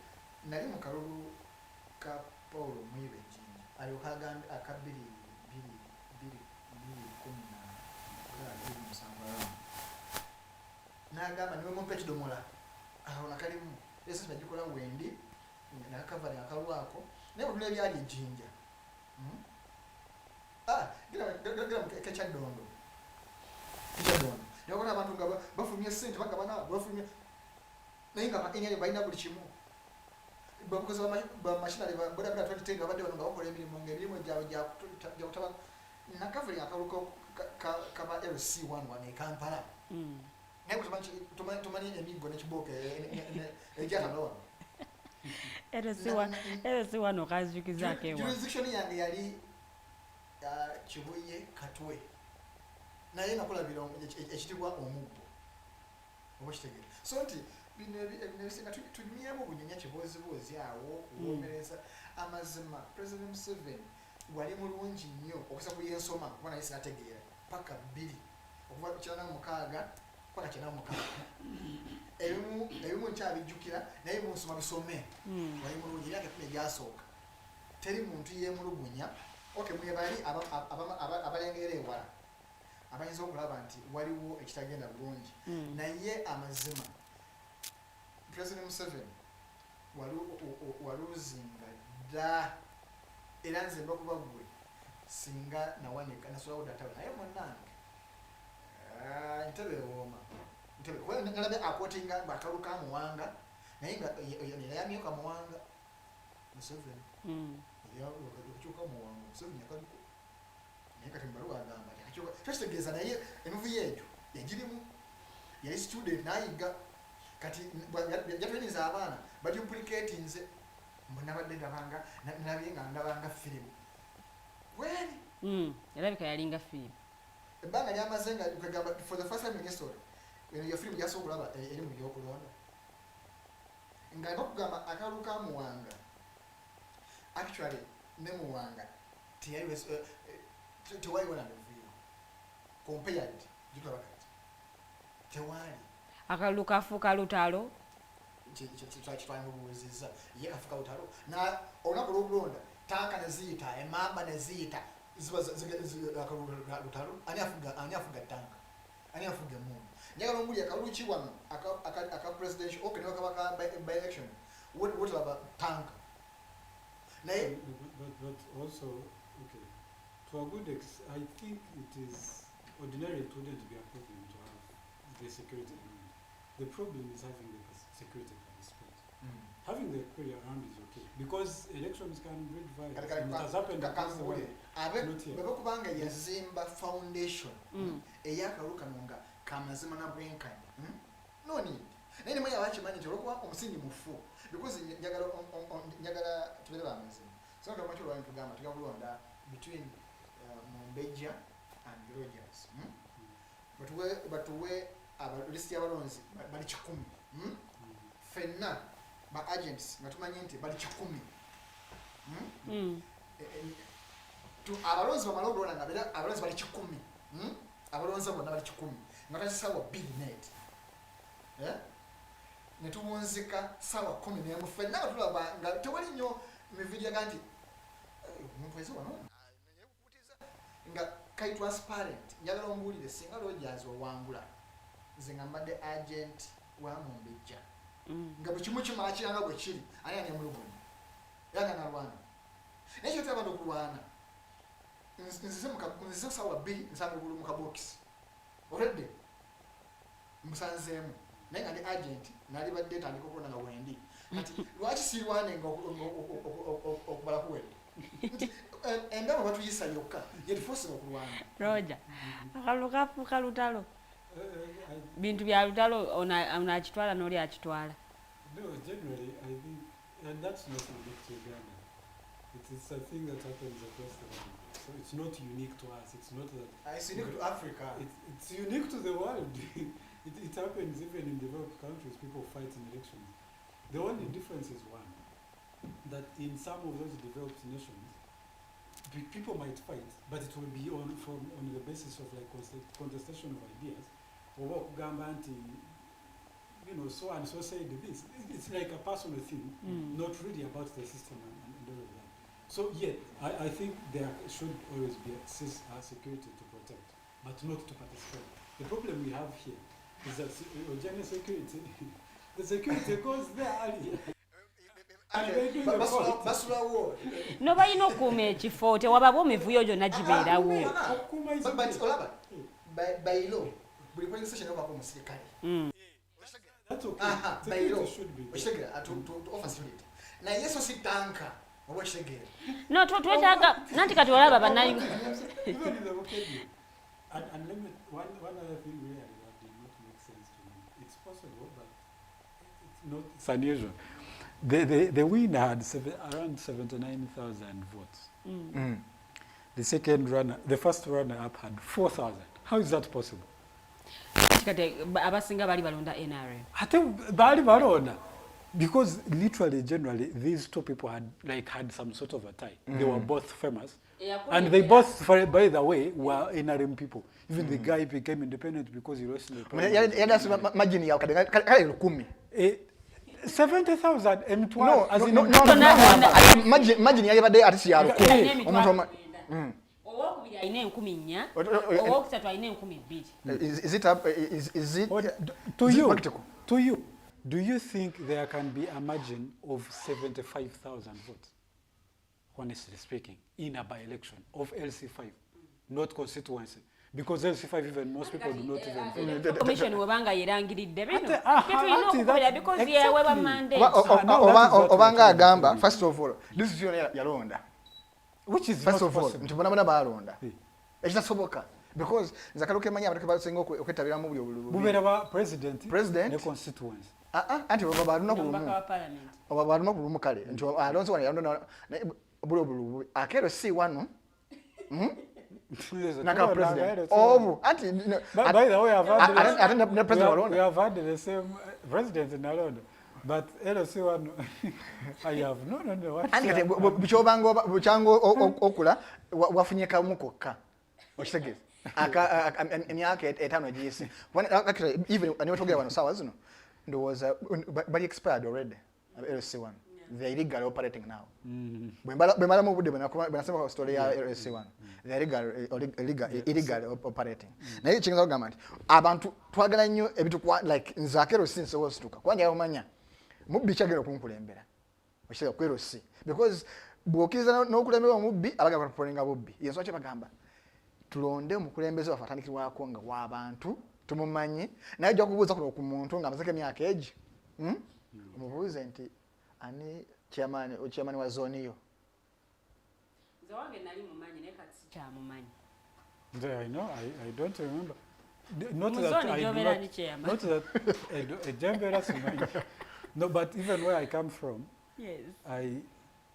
It's not that I have not participated. Okay, a lot of times I have not been there, so it's possible. But I have known one chairman. I think our president, the man has been chairman for I do not know how long.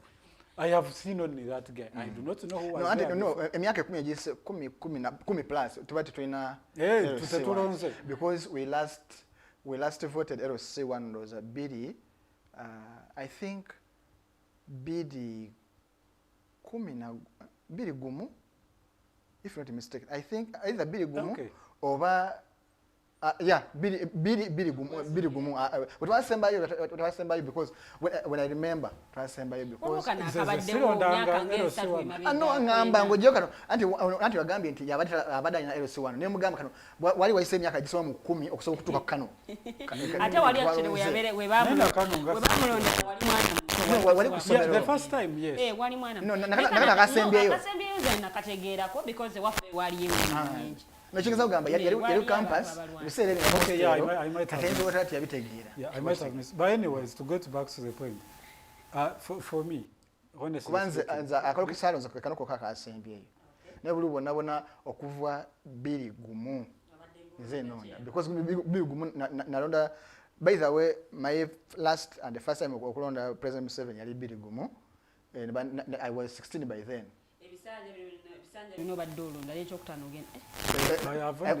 was 16. Yani ngamba jango olene okinya Israel okubaka okumanya nti government ebaka lo kuno desanga kyali mwana muto ngasina kuza 18 nabona ali mugezigezi ngana mulali izezo nembuze ibuze ngamba kusiya mkulu ono ningene wali ne bampima ko ne bati bank no andi data nga bakuteka ko tape measure ne bakupima ne bate fit zoli na bichi details ezo nazonna bateka mu voter register details so nali mu mpinyo nga nikana kato olaba ni mwanvu sawa zino nanga so kubyemu ngali wa 16 ngao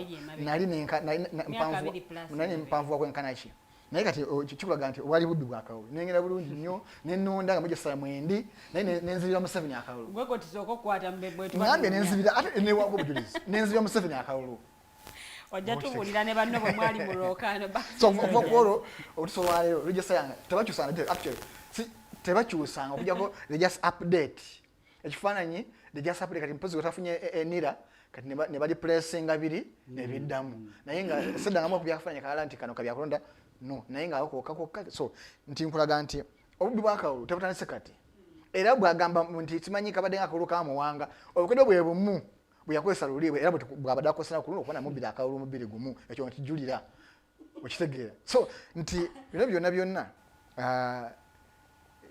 bituza mabega democracy yafa aganye okukula because abakulembeze ffe betulonda abalonda abantu abatasobola wakati nja kuwa ekyokulabirako. Just sorry for cutting you short. You did talk about democracy and that's one of the things. Enkulakulana is not synonymous with democracy.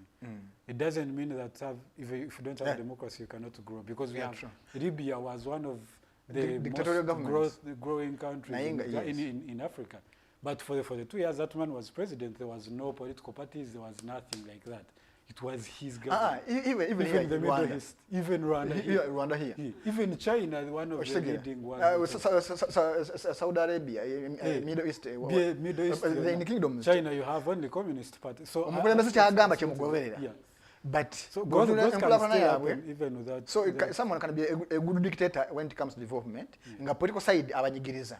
Okitegeera nga edobozi yamu express nga politically I do things. By the way nze nangenze tuli wano nze singa okulembeza bwa President Museveni bwali bunyigiriza bana bya ofuzi nti sagala mutane esembako biki Draconian laws ezonga ezi political zokka naye nga omuntu asobola okubona kadde kensi n'atandika business netambula neboominga zabe sinabuzibu kubona libadde nzija nenga business kange ngati olwaliro omuntu olina business olina capital ya kadde kamu naye emisoso gyetagisa okutandika capital eyo business eyo ya ntalo 9 okitegeera kati omuntu bwali anakulakula nze mugambi business nyingi zigudde mu Kampala genda olabe ebizimbe ebiri empty room for rent ng'omuntu aba na aswa myezi 6 naleta aswa kuyimirirawo naye government efudde okumanya lwaki business ziggalawo ayi ne munga kumyumyula bagala misolo so nti kati bino ebintu ebimu tuleke nnyo nze nje mulugunya simatidde emyaka na gino tulaba toloja agambye mbu simanyi emu kunkulakulana gyabala mu government yene emyaka 4 y'oluguudo sibala lwa nsonga lwabbeeyi oba kitegeera singa badde lulungi weluli kale ate luliwo because wembanga okusinza ku mutindo gw'ensi yonna nga lutayimuze 4 aba teruliiwo oba kitegeera nti ekitegeeza enguudo nnya bazitubbako banya bazitwala kitegeeza teruliiwo nsasula ya mubbi kiyabba nze kankubuulire gavumenti kyekoze wano nze kyekoze buli bwanguzi bweyongedde Ate ekikoze it has to be positive, not negative. Mbadde manyo. Before you actually come to because they have been for Auditor General's report Jokute. Ne Rogers, obadde okyawunzika ensonga ya kalulu ne balwa ya Mr. President. No, yeah. So for me, honestly speaking, there's just too much irregularities that happened.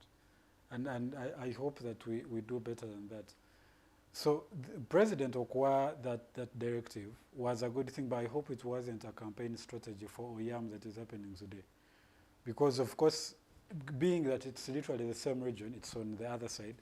A lot of people, yes, people that could spread from this side to the elections this side. One, the violence even can be exported itself. Because Bebanyi Gilizen, why is Okwagalo Kuchituareli? It's possible. Yes, Okwesa Suza. So he might have been trying to do damage control, but I do not want to judge it. I want to think that is a thing that he will keep, if he does keep it anyway. Because he offered directives on Mabati thieves and not much really has happened out of it. Most of the ministers, his ministers that he appointed, are still walking around scot-free. The other day, not even just walking, DPP dropped charges. One of the guys, I saw a thing in the news about one of the ministers. Govado and Anti. So now that you have made me a minister, what is it that I'm supposed to do? Minister among you quoting. It was among yes.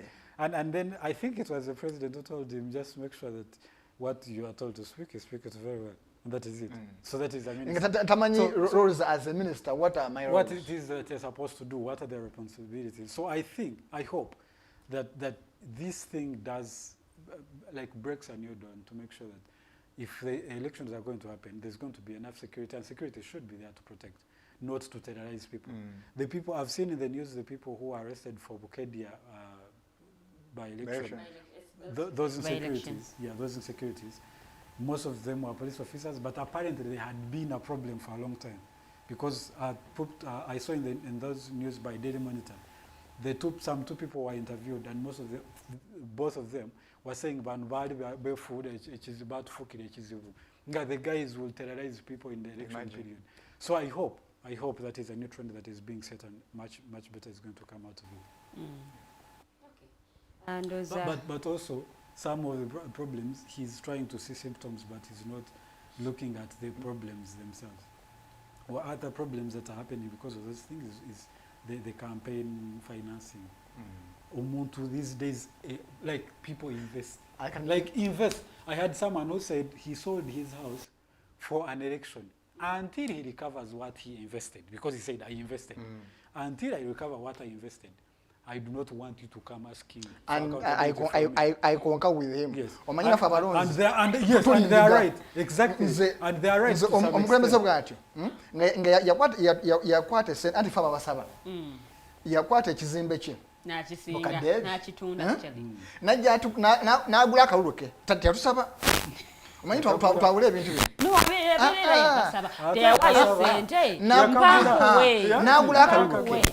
N'agula akaluluke. Kati business gy'oteeka mu ssente twagazidde. Kiba kitegeeza endagaano yagenda naawe. For him it was investment. Yes, endagaano yagenda naawe ekwamu kalulu. It wasn't service. Mumpe nze ngende bwe nali kavalinga nefunamu n'amagoba. Nja kubaddiza. Like Katoro Bwama said, this time is for me to eat. Next the time next time is for us to eat. So until then, nze bw'oyogera election financing nti eyinza okuba y'ensonga enkulu. For one, government erina ssente tugize tugaane. No kyengamba ebyenfuna we biyimiridde kyengeza kugamba nti ng'oggyeko naye okusinziira ebyenfuna we biyimiridde. We have bad systems. Government anti kyengeza kugamba nti because of the bad system emisolo tekyejjanga bwe gyali badde gijja. So ebyenfuna biyimiridde ky'osobola ba civil servants tebakyafuna musala mu budde abamu disitulikiti ezimu zikyabanja local government. Okitegeera nti bongeza naye teziriiwo. Okay, weziri singa bazikutte bulungi.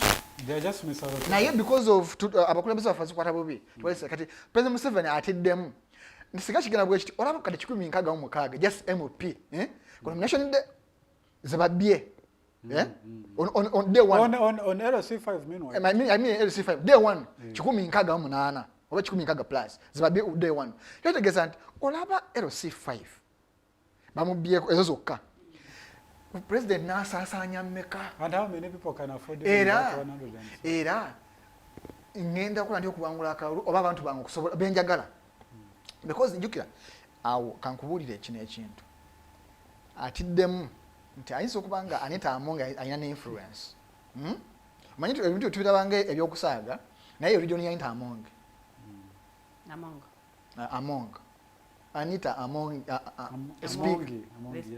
speaker nti region naye ayagala omanyi buli mukulembeze ayina okuba ne base n'emirandira nga Kadaga bwe yali mu Busoga Kadaga n'okutusobola bwe ayogera ekigambo teri Musoga ne gwe n'aba president Museveni we yogera ekigambo yaswakira kuyamba bati abagamba abalabo nabo bakwateko Kadaga Musoga mukola ki mu sparing mwakimanyi nti nono naye ayina okuzimba emirandira so ayinza okubanga atanze kulaba influence natayagala Kadaga bwe yakola nono abikola ebiyinza okumufuukira akayinya mu ngatto ayinza okufuuka embizi mu kutiya nga taswa gitambuza so kati agezaako kulaba nga afunza embeera eno ereko kuspreadinga na kufuuka kizibu eri abantu abaala so nze ndowooza nti it's a good gesture but in long times and it's too late because kati abantu bamatize buli muntu first of all betulonda tebadda neyasaba akalulu tatuwadde 10 teyadda njakuwa ekyokulabirako omuyaga gwanupu gwaleeta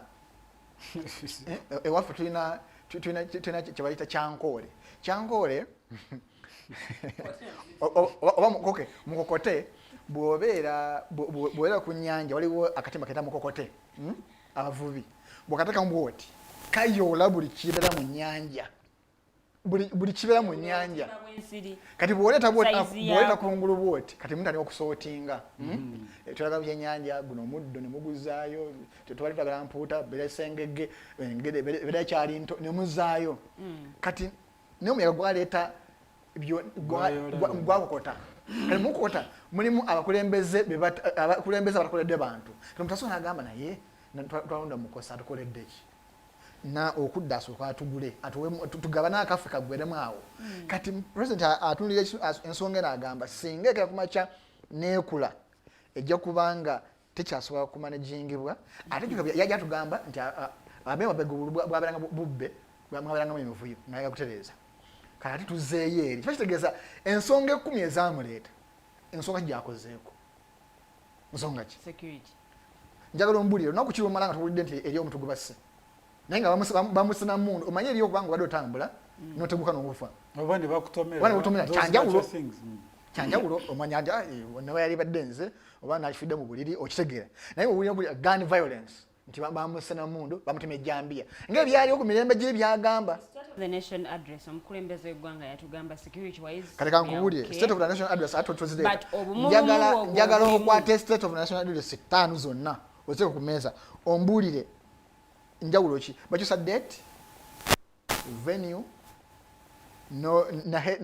na headlines I mean themes naye ogenda kutulira nga guests nitty-gritties eziri munda kyekimu so tiwali njawulo just bibozi byaffe twabitanga bibozi byakumalwa manyifu abanya kumalwa twabanga ebibozi byaffe bitambuza amalwa nemugenda ku ssaawa 12 nemuvayo ssaawa 4 naye nga kibozi tambudde awo okitegeera so kati ebibozi byakumalwa mwai mukose Arnold Anthony tusigaze eddakiika wetwogerera ziringa nga 5 ku 6 kubanga tuwunze kasho yaffe y'olunaku olwaleero but before we close Mukulu Rogers ayina wagenda otusomerako okuva mu Auditor General's report gwe nga gwe ensonga eno weyongera okubanga ogimanya okuva mu Auditor General's report report erimu ensonga nyingi nnyo ez'enjawulo sente zasaasaanyizibwa wano ezimu ezagerera mu corruption and all that so Rogers agenda kubanga agitusomera gye tugenda okubanga tuwunzika nayo era wetunawunzikira oba wetunannyukira olunaku olwaleero ogenda kubanga munnanga ate naawe otegedde ebimu ku ebyo ebiri mu alipoota ya Auditor General. So Rogers, to you, obeeko akanyomero k'otusomera munaffe atulaba asobole okubanga ate abako kyategeera. Okay, there are two one is relatively positive, another one is on the other side. But I want to just go through it because we don't have so much time. So there's one, it's on page 24. Okay. This is the Auditor General's report for the financial year 2021-2022. And one of the things that I saw was about the taxing export minerals. So there's one on inadequacies in handling precious minerals by URA. It says the Auditor General reviewed the process of revenue collection of minerals exports and noted that a total of Uganda shillings 340 billion in taxes had not been collected from gold exports valued at Uganda shillings 6.9 trillion. So literally in taxes we lost 6.9 trillion, literally 7 in other words when you round off. 7 trillion because you did not tax gold exports for the year under review, that is 2021-2022. So management attributed non-collection to the minister's statutory guidance of staying the implementation of the 5% export pay. So there was no documented stepwise process. So literally there were no processes for taxing those gold exports. So the lack of systems, again, that is what I was telling Arnold. We have so much money in this country, but the problem is we do not have the systems that elaborate the processes to make sure that those monies are distributed. Actually, Rogers, sorry to cut you short. We have systems, but don't have the will for the systems to work effectively. Because we want to know the structures where is it. Naye buli akwata office agamba nze ngenda kufuna nze ngenda kugagawala muda kulya mchana. That book for about Kenya is our turn to eat. Oshege ndi buli afuna kifa agamba babye banga dele nange bafuna. Nze ndabye ko janga bali byofuza agamba ne mukama nanyama ne nkuba akaji baba. Nenge yafu kagala akuba akaji. So the will like omutima gwe tulina sigwa kwagala kuweereza abantu. Naye kwegaggawaza. Singa gwadde mutima nti gwaffe ffenna nti nsikula akulanya nsi. Uganda we are so rich. Alika si musiru. Buli ggwanga yayitonda aliwo abantu okusinza ku byobugagga bye balina era nga bisobola obbalabirira. Tuli bagagga nnyo okubanga ebukadana mu 8 buli muntu alya anywa yeebaka nga talina amukwa ku nsolo botto era nga talina buzibu bwonna bw'asanga mu bulamu obwa bulijjo. Okay, Rogers, okay. The last one. So, yeah, the last one. I think that one I wanted to highlight that as a country that has a debt of what, 80 trillion now, over 80 trillion debt, we cannot afford to lose 7 trillion because we do not tax a particular sector. So that is one thing. The other was management. On Oyage, the Nagamba, there has been systems, PDM, what. So I want to talk about the management of the youth level program and WEP as a woman, Uganda Women Empowerment, I think program, something like entrepreneurship, not empowerment, in local government. So there's some bit of positivity, surprisingly. So under the YLP, the recovery for the youth, the rate was only 23% of the amount due as of 30th June 2022. Which is that? He noted that 3 district local governments of Kotido, Kazo, and Chankwanzi, yours truly, had recovery performance of above 60%, while 6 local governments of Ugweri, Lamuo, Tororo, Amudat, and Abim had recovery performance of 5% and below. 5, as in 1 to 5.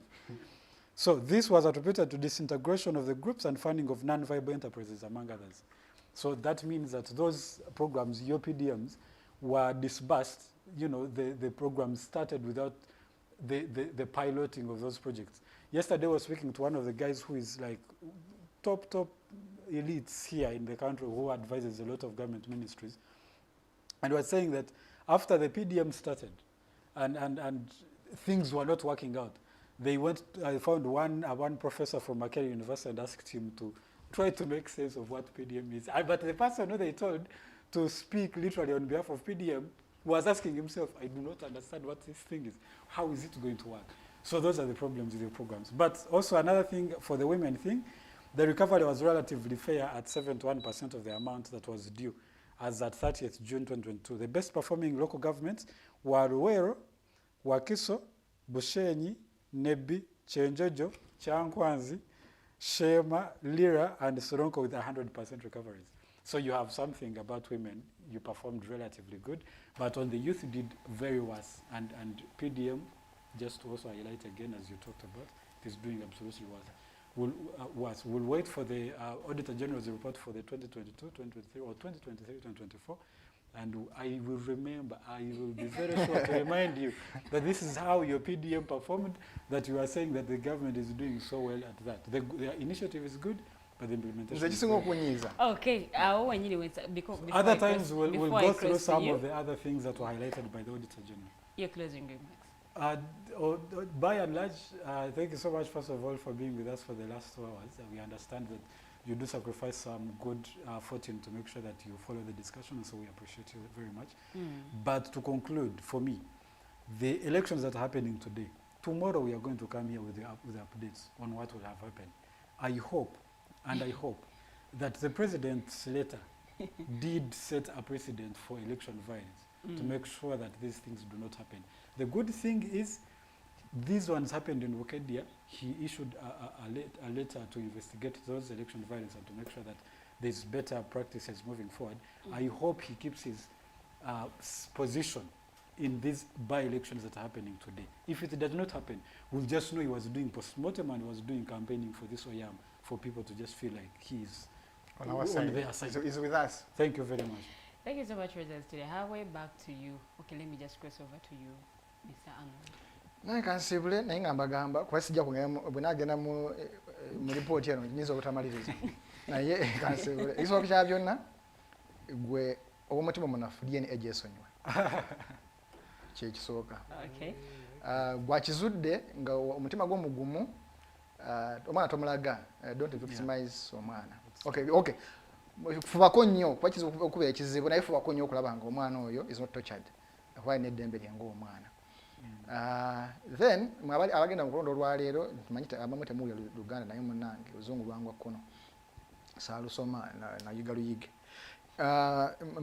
Tubasaba nti mubeere bakakkamu mukume emirembe because akagenda kuggwa osigale ng'oli wa Luganda n'oyo muliraanwawo bwogenda okukosa. So buleke twawula alina abana byabufuzi abandeeta enjawukana mu bantu mbula okuba nze ndi opposition sina kuba mukwano gwa NRM. That's wrong. Kibi nnyo nti nze oli okuba wanuupu nga nze ndi FDC nga muganda wange sigale tuli ba Luganda ebyakaseera buseera. So ndowooza tusigale nga tuli bantu bawamu, tusigale nga tuli bantu bakakkamu. Enkya ku makya obuwangwa n'ennono wano naba nkomawo wano temusobwa mujje tunyige mujje tunyumirwe n'okudda akadingiri mukama wange ensonyiwa sagadde nga nanya akukkiriza.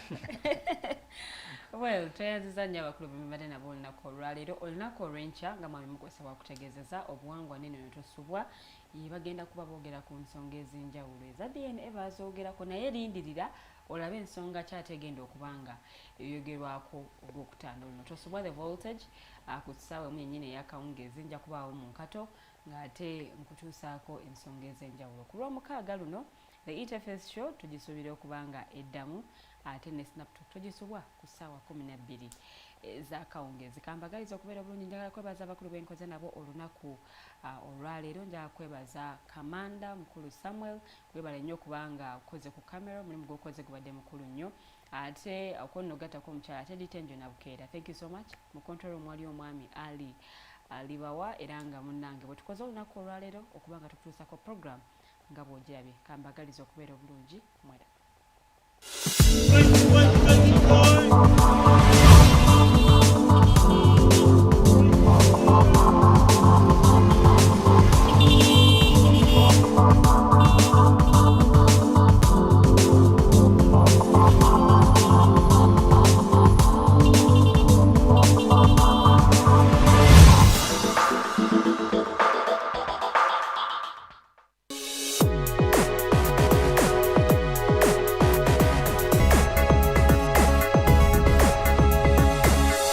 Alternative Digitalk.